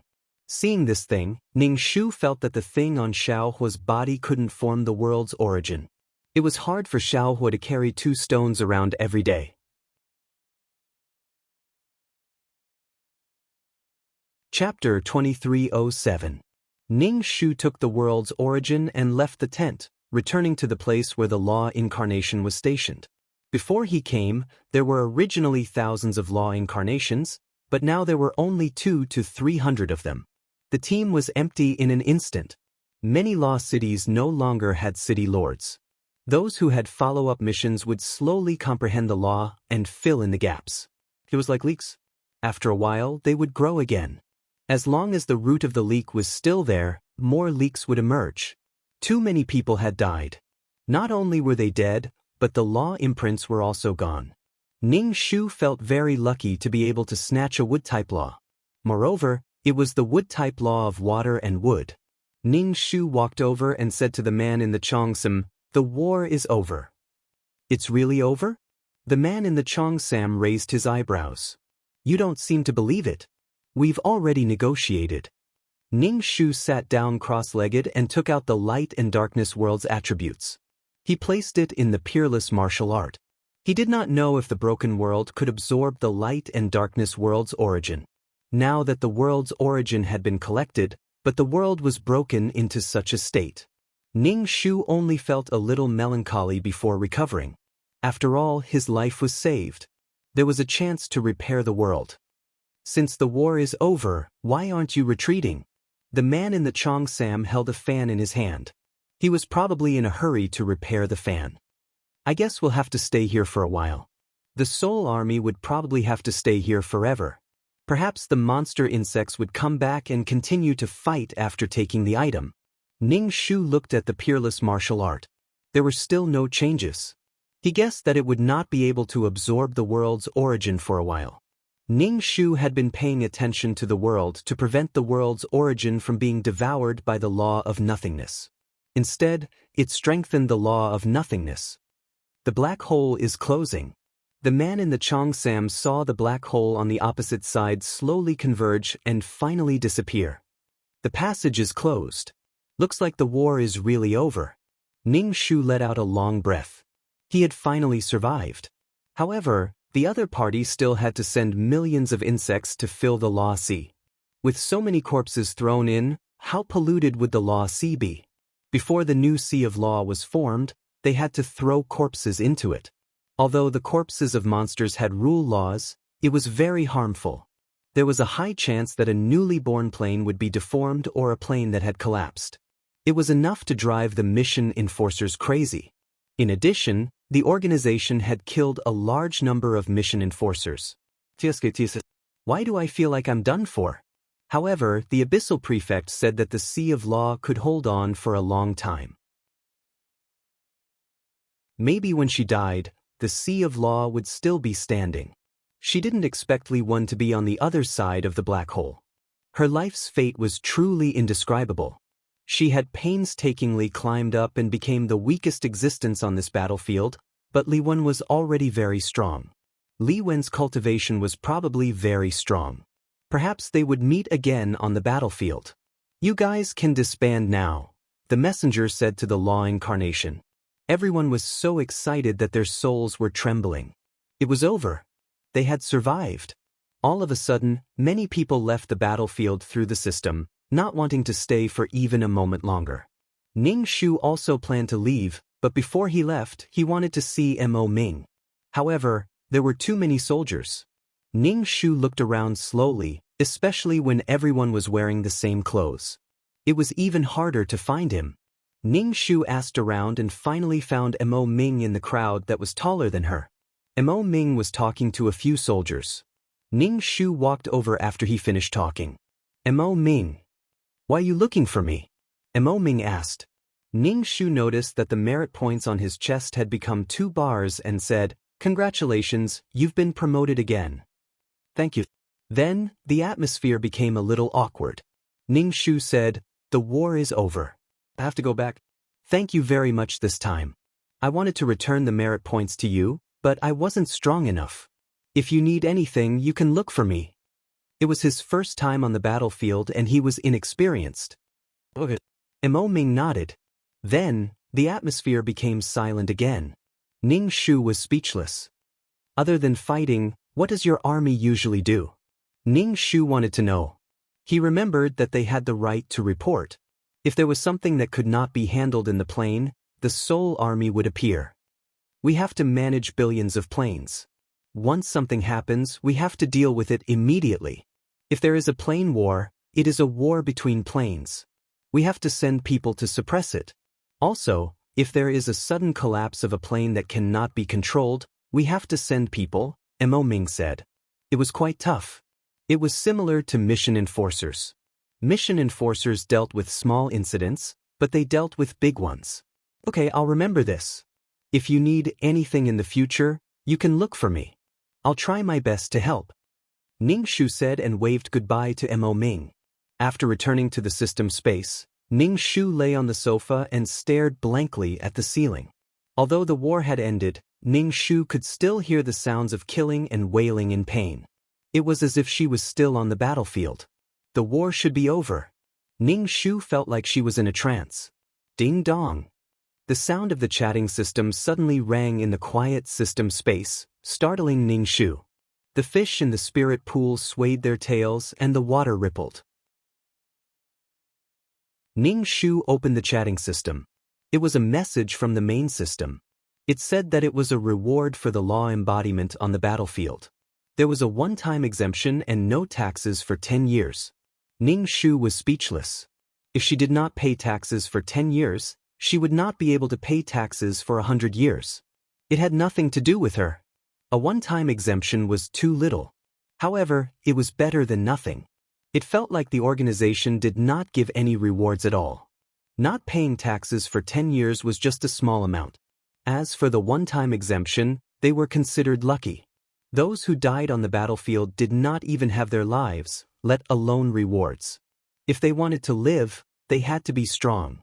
If they were not strong, they would not have the ability to protect themselves.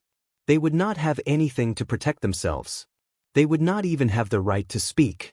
They had to live with dignity, freedom, and the ability to say no. They had to live without even a chance to defend themselves. People of different levels talked about strength, while people of the same level talked about reason. Ning Shu thought about how many law embodiments had died. That meant that there were many law cities without city lords. Then, could she get a share of the tax revenue? She had lost 100 years of tax revenue. She had to have some income. Otherwise, she would be poor in the future. If she encountered a treasure that could repair the world but could not buy it because she did not have the money, that would be painful. Ning Shu quickly sent a message to the Cheongsam man and asked about the arrangements for so many law cities. Chapter 2309. Look, this is my second batch of heaven and earth treasures. I've already sold the first batch. The harvest is not bad. I've already sold them. Pai Lupi looked at the heaven and earth treasures and revealed a kind smile like an old farmer. Pai Lupi handed the account book to Ning Shu. Ning Shu flipped through it and looked at Pai Lupi. Not bad. Maybe you're still an old banker. Please don't describe me as an ordinary farmer. Pai Lupi gave Ning Shu a space in the ring. Ning Shu roughly scanned it and found that there were quite a few. Ning Shu kept the ring. You could never have too many spirit stones.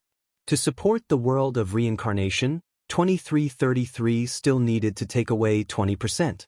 It might not be enough for him, so he had to collect more spirit stones. Ning Shu also gave Pai Lupi some emerald green liquid that was full of vitality. Since Pai Lupi wanted to walk this path, she could get spirit stones. Why not? She didn't need Pai Lupi to be loyal to her. As long as she had enough spirit stones, whatever Pai Lupi did had nothing to do with her. After leaving Pai Lupi's house, Ning Shu went to the spirit stone mine. Walking into the mine, he saw that the golden spirit origin liquid had accumulated to half a basin. He quickly put it away. Ning Shu planned to put away the spirit origin liquid. He didn't want to take it to the main system to purify it. The main system could take away 40% of the spirit origin liquid. It was too damn annoying. Ning Shu felt that he should start learning the purification skill. Poverty leads to change. The current Ning Shu was too poor. Letting the other party take away 40% of the spirit origin liquid, Ning Shu's heart was bleeding. If he sold this 40% of the spirit origin liquid, he would have become a rich and beautiful woman and reached the peak of life. Hee hee. A chuckle came from the corner. Ning Shu, who had just landed on the battlefield, looked at everything with a kind gaze. She looked at the golden earthworm with a kind gaze, which made the golden earthworm's hair stand on end. The exposed fangs retracted, and the earthworm moved back a little. Gulp hee hee. The golden earthworm squeezed out a trembling sound from its throat. This mine was more or less finished. Let's find another place to dig. There were many mines that had been discovered but could not be mined. If there was no other way, he could just sell the soul stones to the mission enforcers. What? You said that the soul stone is impure? Mission enforcers can send it to the main system to purify it and split it with the main system. As for how much he would get, that would depend on how much he got from the main system. Right now, she had about 3/4 of the soul stones in this mine. The reason why she didn't dig them all out was because she was afraid of damaging the golden soul origin liquid and causing it to dry up. As Ning Shu thought about it, he let out a terrifying laughter that sounded like a nightingale. Golden earthworm, you're sick? Ning Shu looked at the golden earthworm and said, I'm going to look for a new mine. Do you want to come with me? Hee hee. The two-legged monster began to coax him again. Ning Shu knew the location of a few soul stone mines from the jade slip, but he didn't know the specific location.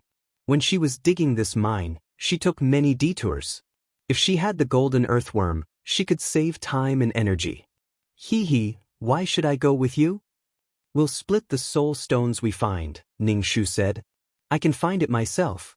There is no soul stone mine in this world that I can't find. I can monopolize the entire soul stone mine. Why should I share it with you? The golden earthworm snorted. Ning Shu was actually speechless by an earthworm. Thinking about it carefully, it seemed to be the case. Ning Shu said, when the resources in the first layer are almost all found, I'll go to the second layer. I wonder what kind of soul stone mines there will be on the second layer. So? The golden earthworm said ambiguously. Do you want to go to the second layer? Ning Shu asked with a smile. No, the second layer is too dangerous. The two-legged monsters on the second layer are definitely more powerful and cruel than the ones on the first layer. The golden earthworm wasn't tempted at all. Ning Shu raised his eyebrows and looked at the earthworm. This guy's wisdom and knowledge were not shallow. He knew quite a lot about humans. He guessed that it had dealt with humans when it was young. You were imprisoned by humans in the past, right? Ning Shu said to the golden earthworm. This kind of monster could find soul stone mines. Wouldn't it be a good helper for humans? Nonsense, how could such a powerful person be imprisoned by a two-legged monster?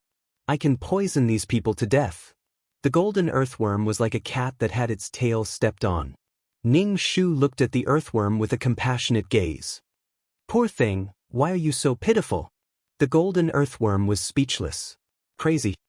You really don't want to go together? Ning Shu said to the golden earthworm. Hee, I'm not going. Ning Shu turned around and walked away. As she walked, she waved her hand without looking back. When the time comes, don't blame me for not taking you to the second floor, the third floor, the fourth floor, the fifth floor, the ninth floor. Right, in a sense, the ninth layer could be considered a hell world. The golden earthworm hesitated for a moment. It wanted to follow, but it remembered something and shrank back. The two-legged monster was cunning and shameless. It wouldn't be fooled. It wanted to trick him into finding the soul stone mine. Ning Shu left the mine and went to the location of the mine according to the jade slip. Two-legged monster, wait a moment. The golden earthworm turned its body huge and shouted at Ning Shu in the air. Ning Shu floated in front of it. What are you doing? You said you want to take me to the world above. Is that true? The golden earthworm asked Ning Shu. As it spoke, it revealed its sharp fangs. A drop of black venom was floating on the fangs. It looked like it was about to drip down. Why would I lie to you? When I go to the second layer, it's the world. I'll bring you along. Ning Shu said. Okay, I'll go with you to find the soul stone mine. If you dare to lie to me, I'll bite you to death. The golden earthworm was extremely fierce. Ning Shu, what do you have that's worth lying to me? I'm just looking for you to save some time and dig out the soul stone faster. Hee. So Ning Shu brought the earthworm to the soul stone mine. Using a bag to carry the earthworm, the feeling of the earthworm was really indescribable. It was just like a real earthworm. It was fleshy, and the surface was a little slippery. Holding it in his hand, it was hard to describe. Ning Shu suspected that this kind of monster was an earthworm. It could drill into the ground and developed a skill to find the soul stone mine. There was a strange magnetic field around this soul stone mine. As long as people walked into this magnetic field, they would be in a state of madness. No matter how strong they would be affected by this magnetic field. Cultivators would even cause inner demons.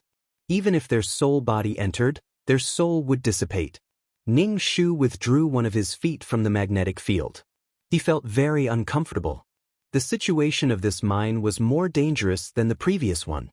The previous one only had dense wind blades. But here, there was an invisible killing magnetic field. Moreover, it was a magnetic field with no pattern.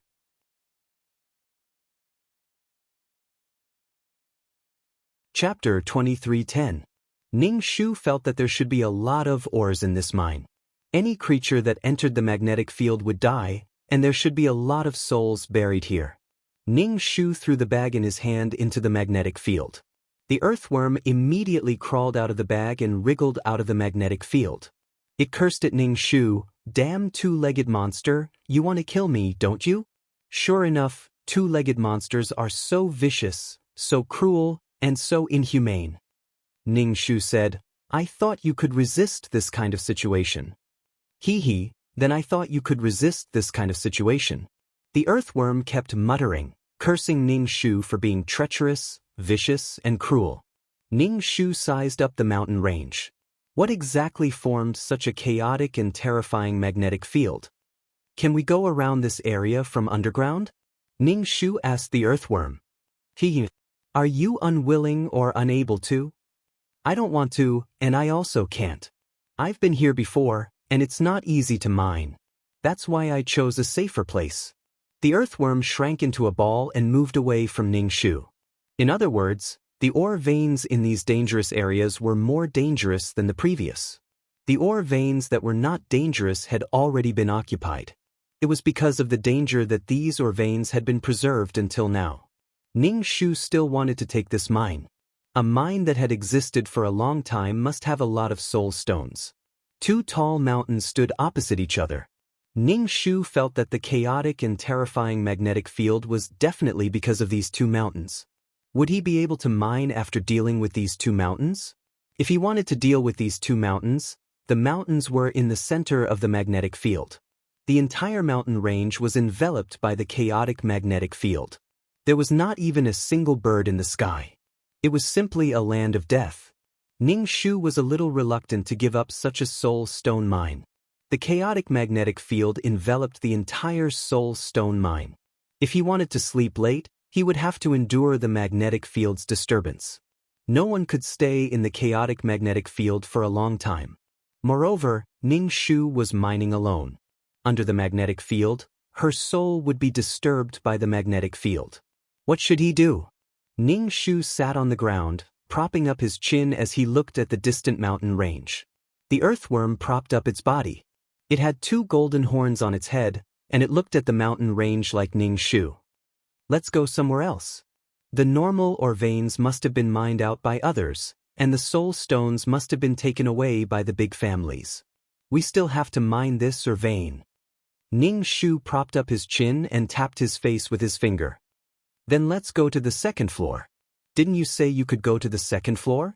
The earthworm said. Not for the time being. The passage was filled with space blades, and there were also situations where space collapsed. If one did not understand the laws of space, they would most likely get lost in the passage and die. Two-legged monsters are just so treacherous and cunning. They are full of lies and shameless. The earthworm immediately exploded. What's the hurry? We still haven't collected enough resources for this floor. I have to find a way to solve the problem of the magnetic field. Ning Shu said. The golden earthworm lay on the ground, not wanting to say a word to the two-legged monster. If it had known this would happen, it would not have followed along. The two-legged monster was truly incorrigible. This race was truly disgusting. If they moved one of the mountains away, the two mountains would not be facing each other, and the magnetic field would not be chaotic. Ning Shu quickly rushed towards one of the mountains. The magnetic field around the mountain became even more chaotic. He could not even touch the mountain, so how could he move it away? He felt as if his soul was being torn apart. Ning Shu hurriedly flew back. The earthworm raised its eyelids and looked at Ning Shu. I already said it was useless. If it could be solved, the two-legged monster would have done it long ago. Ning Shu rubbed his face. If it was a human, his heart would have already exploded into minced meat under the magnetic field. Ning Shu was a bit speechless. He absolutely could not give up on the soul stones, but the magnetic field was a big problem. The range of the magnetic field's radiation was very large. Ning Shu wondered if he should make another huge magnet here. With 3 legs, the magnetic field would be even more chaotic. If he strengthened the chaotic magnetic field, his body would instantly explode as soon as he entered. This sister had roamed the underworld for so many years, but today she was still stumped by 2 mountains. She was going to fight with this thing. Ning Shu rolled up his sleeves. As long as he solved it, there would be an endless supply of soul stones inside. She would be rich and she would be able to feed the world. Let's move to another place. The earthworm said weakly. Ning Shu moved his neck and twisted his waist. He used the ruby ring to shoot at the mountain, but the light was distorted by the magnetic field. Ning Shu thought for a moment, and vines stretched out from his palm. The dense vines that were as thick as an arm crawled towards the two mountains. However, the closer the vines got to the mountain, the more they broke into pieces. The magnetic field was too powerful. Ning Shu decided to keep the two mountains. However, if he placed them together, the magnetic field produced by the two mountains would probably destroy everything in the surroundings. The vines slowly turned the color of metal and became even harder. They barely managed to wrap around the two mountains. First, they had to pull the two mountains out from the deep soil. Then, they had to move the two mountains further away. When the mountain range moved, the trees were flattened by the huge mountain range. Ning Shu continuously channeled energy into the vines. It was very difficult to move the two mountains slowly. The vines could not withstand the power of the magnetic field and directly shattered. Then, new vines climbed up and slowly moved the two mountains away. The two magnetic mountains were further and further away from each other. There would be no overlapping magnetic fields. As the two mountains moved, the entire mountain shook a little. It was as if there was an earthquake. It was really fucking tiring. Ning Shu felt that these two mountains must have been moved here on purpose. Otherwise, why would there be two magnetic mountains standing here? Could it be that there was a treasure here? The two mountains moved very slowly. The vines would soon be shaken into powder by the magnetic field and would have to condense into vines again. At the same time, Ning Shu soaked the soil around him with water. This way, when moving the mountains, the ground would be slippery and it would be easier. Just moving the mountains took several days. With such a big movement, Ning Shu crawled up and attracted other pocket players. Thus, he used the water curtain to set up a huge barrier, enveloping the entire mountain. The earthworm yawned and asked, "When will it be done?" "Take your time." In any case, she had a lot of time. "Why don't you do it?" Moving the two mountains away was an easy task. Moreover, there was such a powerful magnetic field. The vines would not be able to hold on for long. If the earthworm did it, it would be injured and its whole body would spurt out golden blood. The golden earthworm was muttering something under its breath. It was probably cursing the two-legged monster again. As the two mountains moved away, the magnetic field's reaction became weaker and weaker. There was also no suffocating death aura. After Ning Shu's difficult foolish old man mountain moving, the two mountains were finally moved further and further away. Now it's your turn. Find the best path and start mining. In the future, we will be a mining team.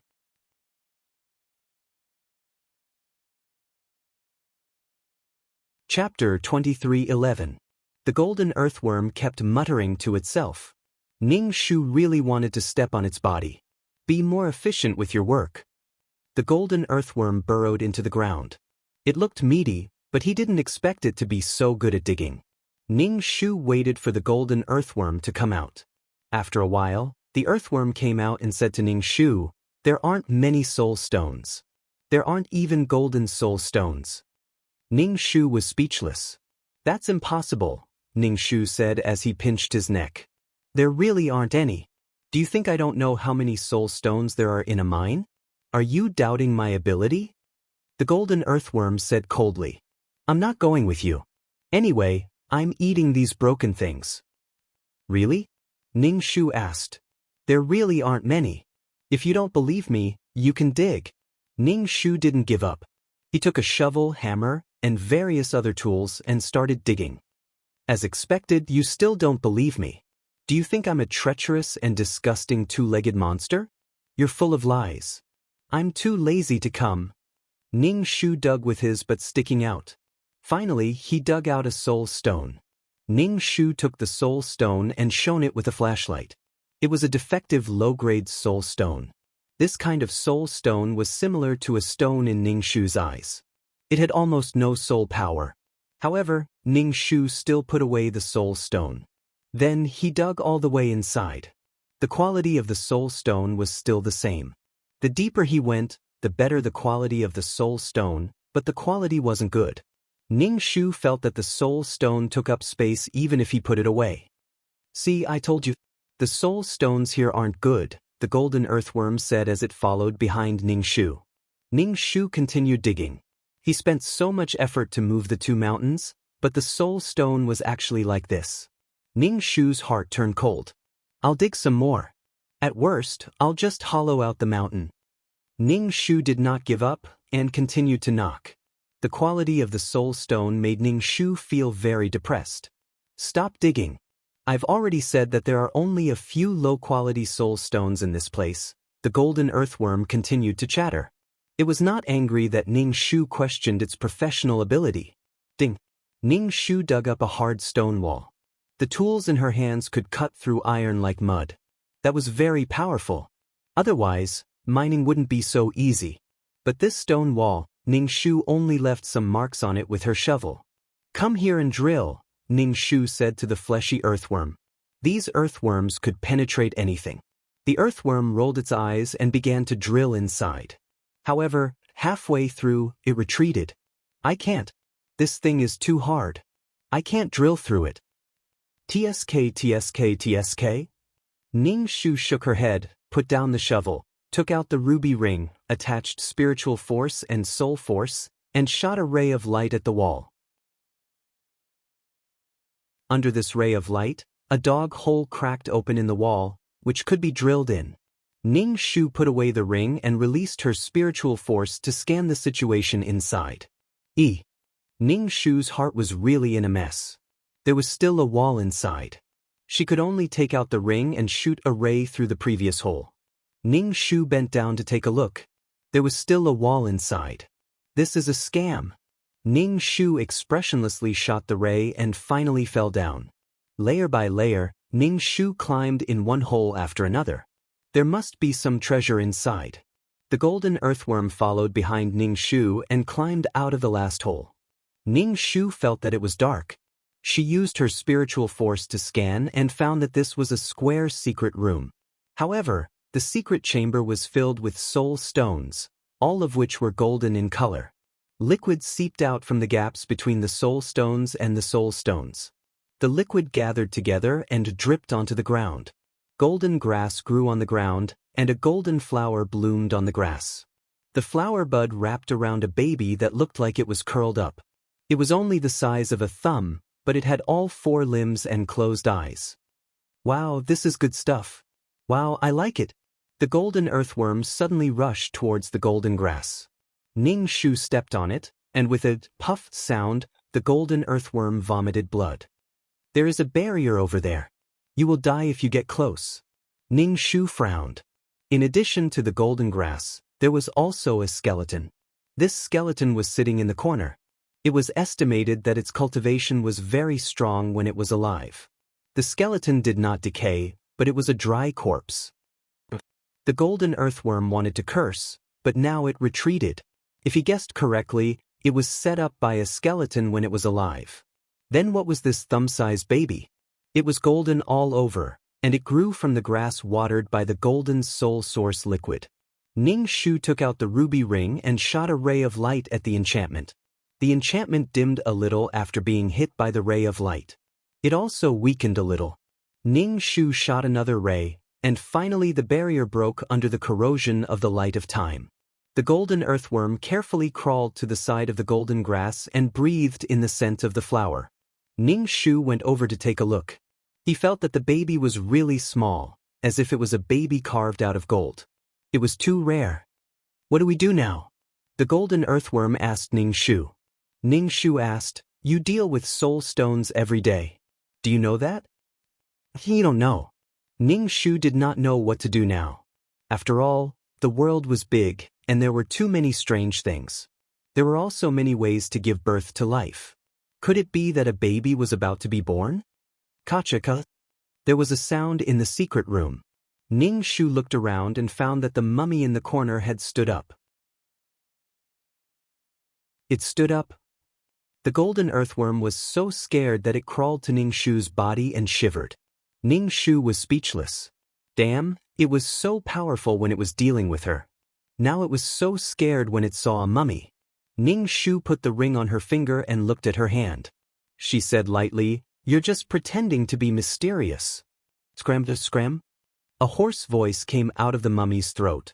Ning Shu looked at the mummy protecting the grass and asked, "Let me guess your purpose." Using the soul source liquid to give birth to a baby and then possessing it. Possession was the most common way to extend one's life in the cultivation world. It was to possess a body with good talent, or if one was unwilling to die, they would possess another body to start their life. Scram. The mummy did not seem to understand Ning Shu's words and kept asking him to scram. This baby looks very powerful. I am also a soul body. I want to possess it too. Ning Shu said. Bitch. The mummy cursed in a hoarse voice. A powerful aura burst out from its body. This aura was like the might of the heavens, pressing down on everyone. Ning Shu did not care about the pressure at all. If it was really so powerful, why would it need to scare people like this? Let me see what kind of ghost you are. Ning Shu raised his hand and the ring on his finger shot a ray of light at the mummy. Double monthly votes. Everyone vote for me to act cool and fly. Dear friends of Chidian, please vote more. /BK.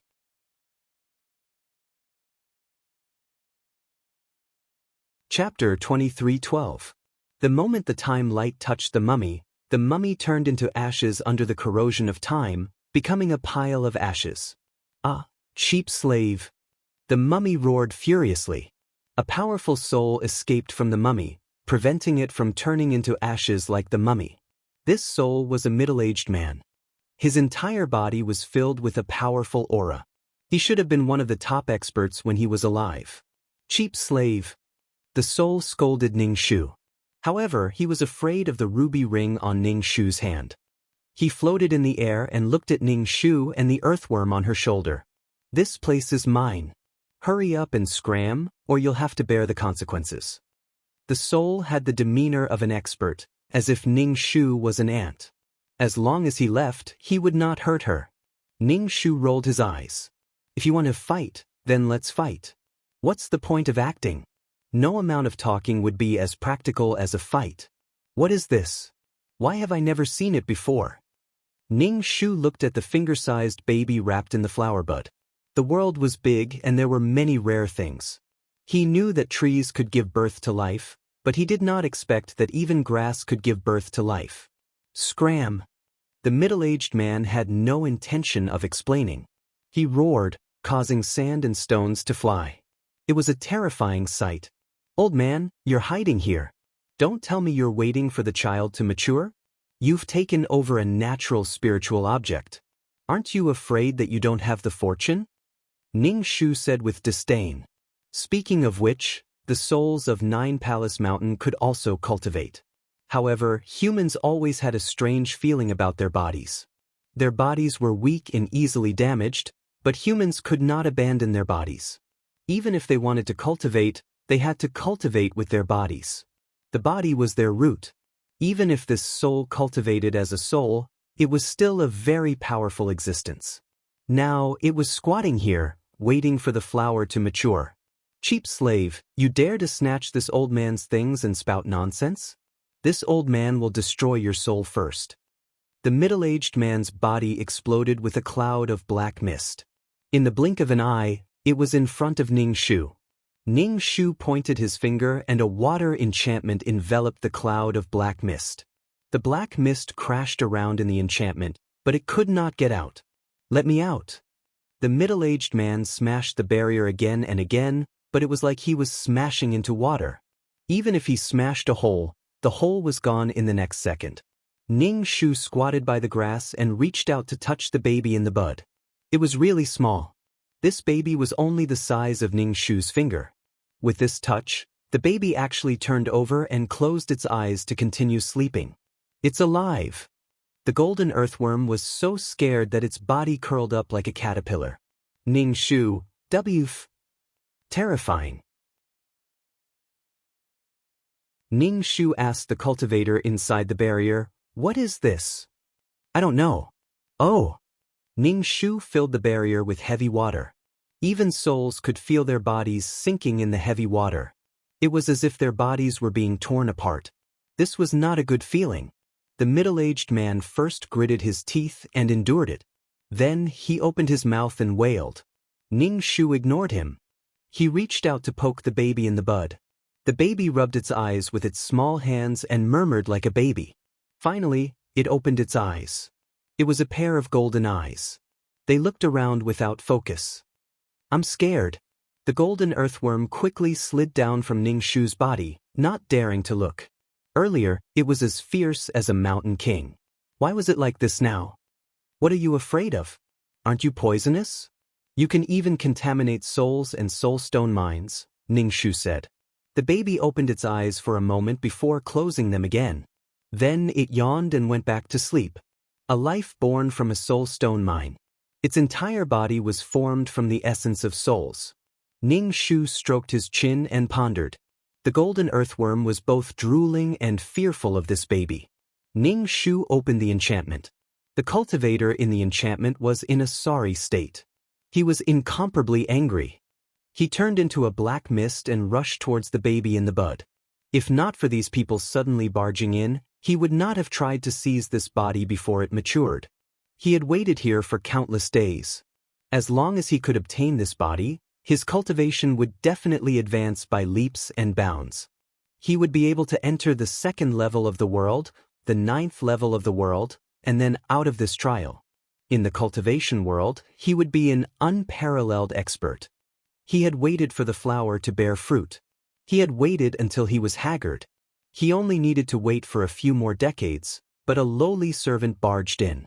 He had wrapped this secret room in layers. He had used the toughest stone in the world. He did not expect it to be broken through like this. Ning Shu raised his hand. A ray of light shot out from the ring into the black mist. The black mist dissipated at a speed visible to the naked eye. It became dimmer and dimmer. Nothing could escape the ravages of time. Even the sea of laws that gave birth to billions of planes would walk towards destruction. The man's soul became incomparably dim and thin. It was as if the wind could blow him away. When the middle-aged cultivator saw the ring on Ning Shu's finger, his face revealed a horrified expression. His soul had absorbed the soul force in this mine and was already very strong. He did not expect that under this ring he would feel his strength and life force rapidly depleting. Lowly servant, if you want to snatch something, you have to see if you have the ability. The middle-aged cultivator stretched out his hand. The pocket-sized baby that was sleeping in the bud floated towards him. It even opened its mouth to eat the baby. Don't let him eat it. Let me eat it. The earthworm shouted anxiously at Ning Shu. Why don't you rush up and spray poison on his face? Ning Shu could not bear to see the earthworm look at her. She was so arrogant. She became a coward the moment she stepped out of the door. The earthworm seemed to have just remembered that it had a soul-corroding poison. Like an arrow, it rushed in front of the cultivator in a blink of an eye. It opened its mouth and bit the cultivator's soul. Ah! The cultivator let out an unbearable howl. Immediately after, his soul started to change color. It was multicolored. White turned black, black turned into a flower. In short, it was called poison. Ning Shu snatched the pocket-sized baby. The baby was in her palm, curled up into a ball and sleeping. Moreover, the baby's body temperature was very high. Lying in her palm, she felt as if her soul was burning. Ning Shu hurriedly placed it into the bud and looked at her palm. It was bright red and the burning sensation didn't subside for a while. The soul that was bitten by the golden earthworm became weaker and weaker. It sat in the corner and howled. It hugged its head. Its mind started to become chaotic. Its eyes were blank and lifeless. This poison was probably corroding a person's mind and consciousness. Ning Shu was a little afraid of the golden earthworm. If this thing bit her body when she was not paying attention, her soul would be contaminated. She was afraid that this earthworm had eaten too many soul stones and soul source liquid.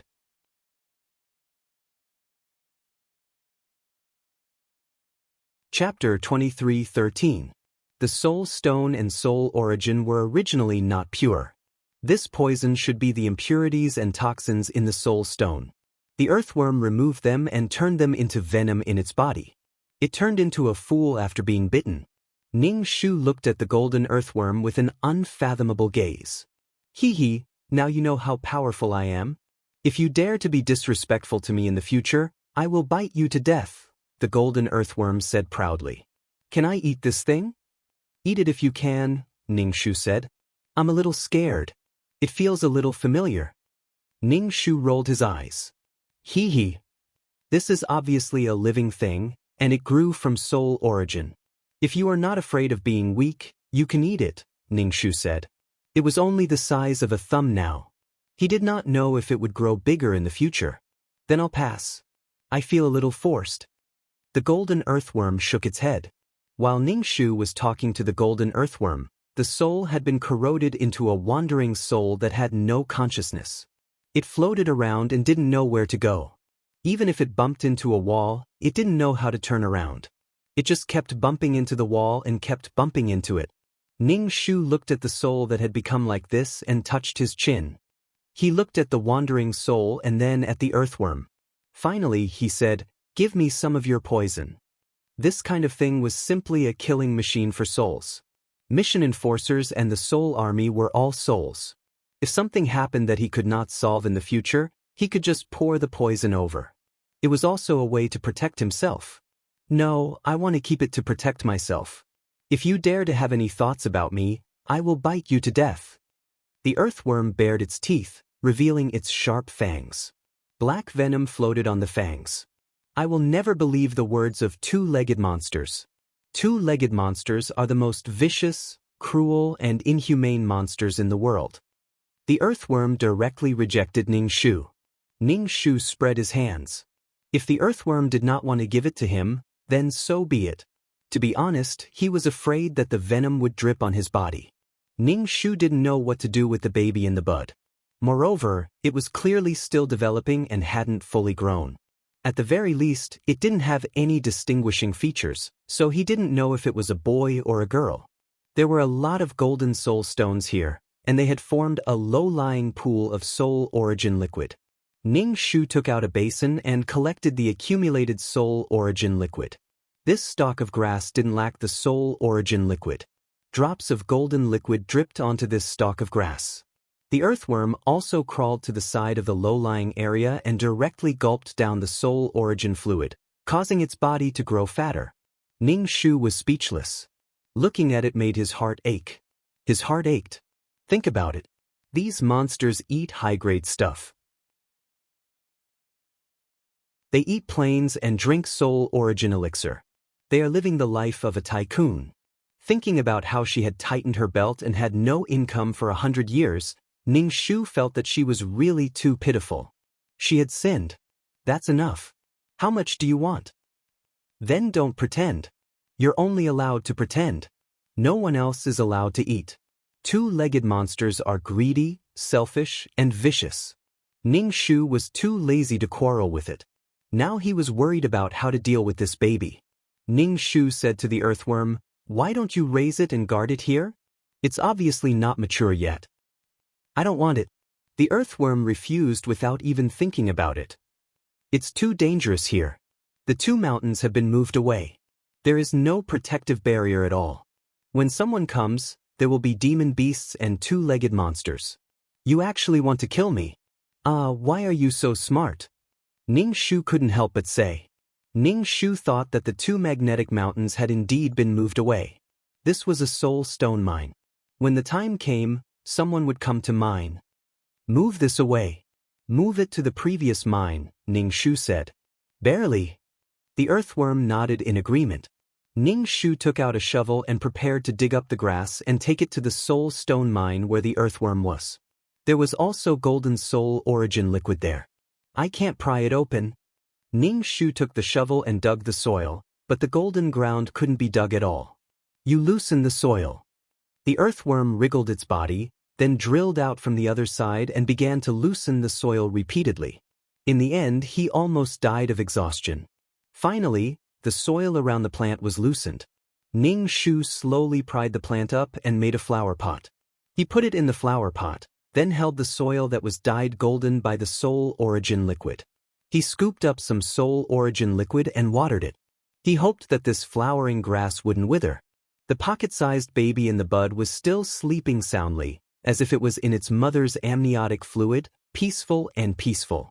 After dealing with the plant, Ning Shu immediately collected all the soul origin liquid in the low-lying area. He even dug up the golden soil. The soil soaked in the soul origin liquid was many times better than the poor quality soul stones outside. After filling it with the soul origin liquid and scraping a layer of the soil, Ning Shu immediately began to dig up the golden soul stones above his head. Although it was a bit difficult, the harvest was still quite good. Ning Shu decided to take out a part of the soul stones and the golden soul stones to sell and make more money for himself. After all, he didn't have any income for more than 100 years.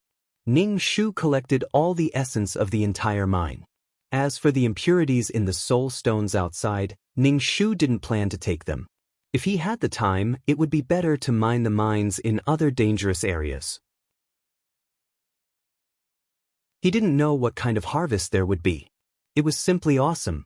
As for the soul that had lost its consciousness, it was wandering around in the secret chamber.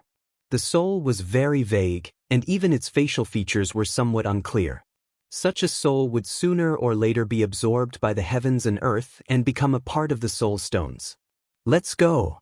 Ning Shu returned from a rewarding journey. Holding the flower pot, he crawled out of the mine. After coming out of the mine, Ning Shu clearly felt some powerful auras coming in his direction. As time passed, these auras became stronger and stronger, getting closer and closer. Moreover, they were coming from all directions. Ning Shu hurriedly slipped away. On the way, he wrapped his body with an enchantment to avoid leaving behind any aura or smell. Some powerful cultivators would be able to deduce what happened at that time. Ning Shu thought for a moment and pointed his finger. A stream of water surged into the mine, washing away the traces left in the mine. After doing this, Ning Shu held the flower pot and quickly left with the earthworm. When he returned to the previous mine, Ning Shu let out a long breath. This kind of sneaky feeling, where people didn't know that he had things in his hands, felt very good. Even if those people found him, they wouldn't be able to find him and vomit blood. This was the safest way. He didn't want to show off his wealth, especially if he had treasures in his hands. He had to be more simple and low-key. Ning Shu took out a shovel and dug a hole under the drop of soul origin liquid. He then planted the grass. There was also soul origin here, so this plant should be able to grow.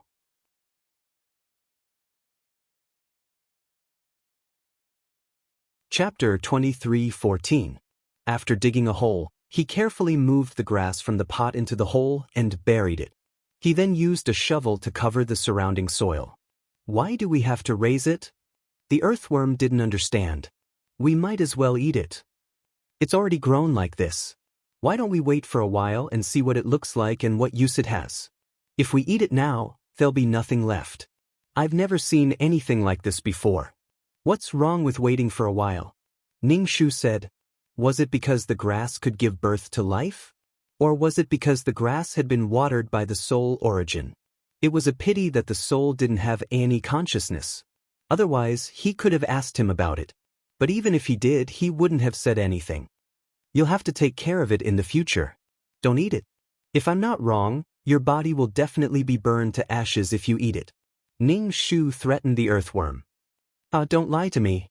I don't believe in two-legged monsters. The earthworm didn't give him any face. Ning Shu was speechless. This fellow had probably been hurt badly in the past. If it didn't believe him, then so be it. Ning Shu didn't believe that this thing couldn't protect itself. This time, he had obtained another soul stone mine. Most importantly, he had obtained a lot of soul origin fluid and golden soul stones. Only soul stones with such high purity were worth the risk. Ning Shu had to think of a way to learn the purification skill. Every time he brought it to the main system to purify, Ning Shu was no longer satisfied with the way things were divided. He had put in the most, but in the end, he had become the person who took the least. If he had the ability to purify, he wouldn't be controlled by others. If it was just an ordinary soul stone, it wouldn't matter. But when he thought about the soul origin fluid, his heart ached. Ning Shu looked at the earthworm. It was quite capable to be able to remove the impurities in soul stones and soul origin fluid. Ning Shu asked, "How do you purify soul origin fluid?" "What purification? I don't know what you're talking about." The earthworm directly said. Ning Shu was speechless. All right, it was better not to be envious of this kind of talent. Just like humans, the body would absorb the nutrients from the food it ate, and the unwanted waste would be expelled from the body. The law of nothingness was the best at purifying. It could purify anything until there was nothing left. Ning Shu saw that it was about time and wanted to continue looking for the next dangerous soul stone mine. However, he still had to return to the system space and talk about business. In any case, he had some low-quality ones that he could use to do business. There was also the golden soul stone. A person's soul power could be strengthened, but the source of the soul was fixed. If one soul was incomplete and could reincarnate, they could only be a worm that lived day and night. Those who asked for the counterattack had offered up their own spiritual strength. Their spiritual origin was still preserved, but without spiritual strength, their souls would become very weak. Who knew what would happen on the path of reincarnation? In particular, the pool of past life would strip away a portion of one's soul power. At that time, one's soul would be weakened. Ning Shu said, "I'm leaving. Guard it well and don't eat it. You obviously look weak and can't take the nourishment." "Ah, are you going to the second level? You said you would take me with you," the golden earthworm with horns hurriedly asked Ning Shu. "I can't go for the time being. When I'm going, I'll naturally take you with me." Ning Shu looked at the pocket-sized doll in the bud. He was afraid that with this doll, he would not be able to go to the second level for sure. Besides, the law of space was not so easy to comprehend. He made it sound as if he could comprehend the law of space immediately. Speaking of which, so many law incarnations had died, and now many law imprints were without owners. If he could comprehend them in this world, he might be able to obtain one or two more law imprints. Ning Shu spat at himself. He made it sound as if the law was very easy to comprehend. Now, she couldn't even cross the threshold of the restaurant when she went to the space city, let alone the second level. Don't run around in fear. It'll be interesting if you get caught. Guard this thing well. If someone else gets it, our efforts will be in vain. Ning Shu thought about it and set up a barrier for the grass. Since it was a plant, it must need life energy. Ning Shu condensed an emerald green liquid the size of a fingernail. He didn't dare to condense too much for fear of any conflicts. The emerald green liquid merged into the soil. Ning Shu stared at the grass, but there was no change. He dripped a few more drops, but there was still no change. It seemed that this plant did not need life energy, so Ning Shu was too lazy to water it. He glanced at the thumb baby sleeping peacefully in the bud. This guy couldn't be Thumbelina, right? Ning Shu returned to the system space and took out a pile of mid-quality soul stones, mixed with some golden soul stones, and sent it to the main system. 2333, send it over, Ning Shu said to 2333. But the soul stones in the system space didn't move. Ning Shu shouted again, 2333, you can send the soul stones over now. Oh, what did you say? 2333 seemed to have just reacted and asked Ning Shu. Ning Shu repeated again, send these soul stones to the main system for purification. The soul stones in the system space were gone, and 2333 didn't say anything. It was silent. Ning Shu felt that 2333 was a little distracted. If it was before, he would have asked her to take out better quality soul stones or even soul elixir. But now, she was so quiet. Was there something on her mind? Ning Shu asked 2333 out of love, is there something wrong? 2333 didn't say anything. Maybe she was in a daze again and didn't understand what she said at all. Ning Shu gave up on talking to 2333. Since she didn't respond, there was no way to talk. It was awkward to talk, so it was better not to talk. They didn't walk the path of understanding. Ning Shu fed some pure soul energy to the world of reincarnation and stroked the black hole. Please don't let anything go wrong. Ning Shu collected some soul elixir and went to Water City, then went straight to the auction house. After paying the entrance fee, he went to the auction house again. Ning Shu felt that things were still the same, but people had changed. The effects of the war still hadn't subsided. Ning Shu felt that he would need to rest for a long time before he could do quests again. He wanted to take advantage of this time to mine more ores, cultivate the law of space, and enter the second layer of Nine Palace Mountain to broaden his horizons.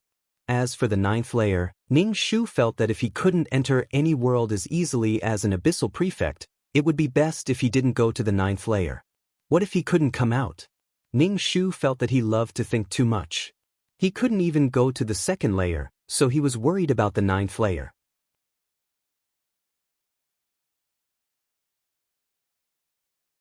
Chapter 23:15. Ning Shu directly asked the staff of the auction house if Si Tian was there. The staff went to call Si Tian. Si Tian, dressed in long sleeves, walked over leisurely with his hands crossed. Si Tian was a person who knew how to use money and power, and his methods were also very good. City Lord, what do you want to buy? Do you need me to recommend something? Si Tian asked politely. Ning Shu always felt that Si Tian saw that she was stupid and had a lot of money, so he always recommended flashy things to her. They looked very awesome, but in reality, they were rarely used or even uncontrollable.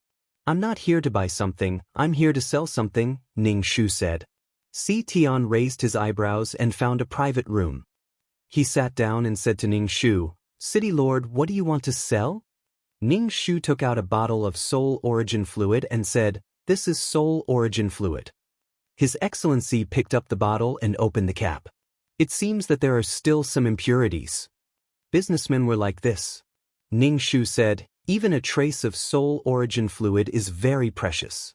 How much do you think this bottle is worth?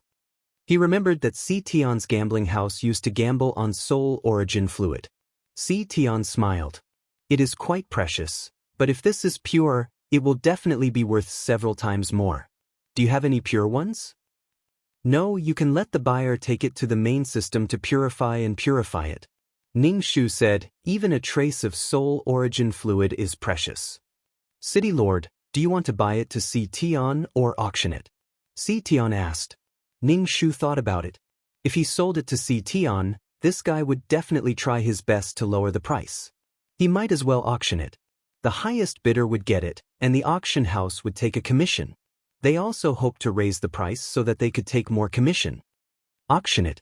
Okay. The matter of soul origin fluid was settled. Ning Shu asked Si Tian, Are there any treasures that can repair the world? Repair the world? Si Tian asked. There are very few such things. There shouldn't be any in the inventory. It is difficult to repair the world to its original state. Oh, is there anything that can repair it? Ning Shu asked. The most direct and fastest way is to find the sea of law of the plane that gave birth to it and throw it in there. Perhaps it can be repaired, said Si Tian. Ning Shu then recalled that he had once allowed a shattered space to return to the Sea of Laws, but the Sea of Laws, Ning Shu did not think of this method, because he subconsciously felt that the Sea of Laws had already been contaminated and the world was already in such a dilapidated state, and then placed in the contaminated Sea of Laws? It would probably be destroyed even faster. Especially now, there should be countless insect bodies floating on the Sea of Law. Ning Shu didn't want to pollute his world. There was no need to even think about this method. Originally, the world's body had been torn apart and was covered in wounds. Now that it was smeared with all sorts of dirty things, it would die even faster. Other than this? Ning Shu asked, and not just anyone could go to the Sea of Law. I really don't know about that. No one has ever come to me to buy such things, and I don't have any goods either. Very few people repair broken worlds, Si Tian said. Ning Shu was speechless. So he still had to find a professional to ask. Speaking of professionals, he still had to find the silver-haired man? Where do you guys get all these things from? Ning Shu was curious. All sorts of props, weapons, and strange things. City Lord, are you planning to do business? Si Tian avoided the main point and asked lightly. No, I'm just curious. Thinking about the existence of the military supply department, these people who made all sorts of props and weapons, could it be another department of the organization? There are specialized supply channels and specialized technical personnel to do these things. Oh, that's really the case. How are the prices now? It's already falling and will slowly return to normal. Ning Shu was speechless. When she bought things, the prices were 3 or 4 times higher. Now that she was selling things, the prices were back to normal. Maybe it was because the war was over and there was no shortage of supplies, and it was going to return to normal. Ning Shu felt that he would never be able to catch up to the good timing. He had a feeling that even eating dung could not catch up to the heat. It was very hopeless. Ning Shu said to Si Tian weakly, "Try to sell it at a high price. In order to get this, I suffered a lot and almost lost my life. My soul was about to scatter." Si Tian's expression was calm. "I'll try my best. City Lord, do you need any props?" "No need." Ning Shu firmly refused. He felt that Si Tian was going to start promoting his performance again. After exiting the auction house, Ning Shu wandered around the city of water and repaired the city of water. Life without taxes was hopeless. She had to work for free for 100 years. She did not know if she could live to 100 years old. Ning Shu walked to the door of the consultation room. When he walked to the door, he smelled the fragrance of agarwood. The silver-haired man had opened for business. Ning Shu walked into the room and sat down, waiting for the silver-haired man to appear. Using money to buy knowledge was quite worth it. The silver-haired man came out of the room with a book in his hand. Ning Shu did not dare to look down on the book in his hand anymore. When the silver-haired man saw Ning Shu, his expression was calm. He sat down and asked, "What do you want to ask?" Ning Shu glanced at the book on the table. He remembered that a few of the silver-haired man's worlds seemed to have been destroyed. The paper was torn in half. "I want to ask, is there anything that can repair worlds?" Ning Shu went straight to the point. The man in the Cheongsam frowned and said, "Yes, there are fruits of the world tree, soul origin and nomological sea stones." Ning Shu smiled. There were soul origin, and there seemed to be a few nomological sea stones. She threw them into the fish pond. "Is the world tree a world tree with one leaf? This kind of tree can bloom and bear fruit?" "The difficulty is the same as an iron tree blooming. After all, with so many leaves, it's very difficult to give these worlds energy. There's no extra energy to bloom and bear fruit." The silver-haired man answered whatever he asked. "Then are there many nomological sea stones born in the Sea of Law?" Ning Shu asked. The silver-haired man glanced at Ning Shu, and finally said, "The Sea of Law has stopped producing nomological sea stones a long, long time ago." That's right, now that the Sea of Law had stopped producing rules, it was another heavy topic. If Ning Shu did not have the 9-Palace Mountain, these 3 things would be very difficult for her. She was not familiar with the person who had the world tree's fruit. If she wanted to ask for a fruit, no one would pay attention to her, and there would definitely not be any on the market. Even a trace of soul origin was extremely precious. To repair a world, one had to pour buckets of it inside. As for nomological sea stones, her world was filled with cracks, so a few nomological sea stones were probably useless. Ning Shu looked at the silver-haired man's world. He did not know if the silver-haired man's broken world had been repaired. However, he did not ask about private matters. Ning Shu asked again, "Then does the soul origin need to be pure, or an ordinary soul origin?" You're tuning in to the Passion Pages YouTube channel. We're so grateful for your support, and don't forget to subscribe to join us on this incredible journey through captivating stories. Your generosity through donations truly makes a world of difference, as it's the primary source of revenue that allows me to expand and enhance this channel for you. Thank you from the bottom of my heart for being a part of this adventure.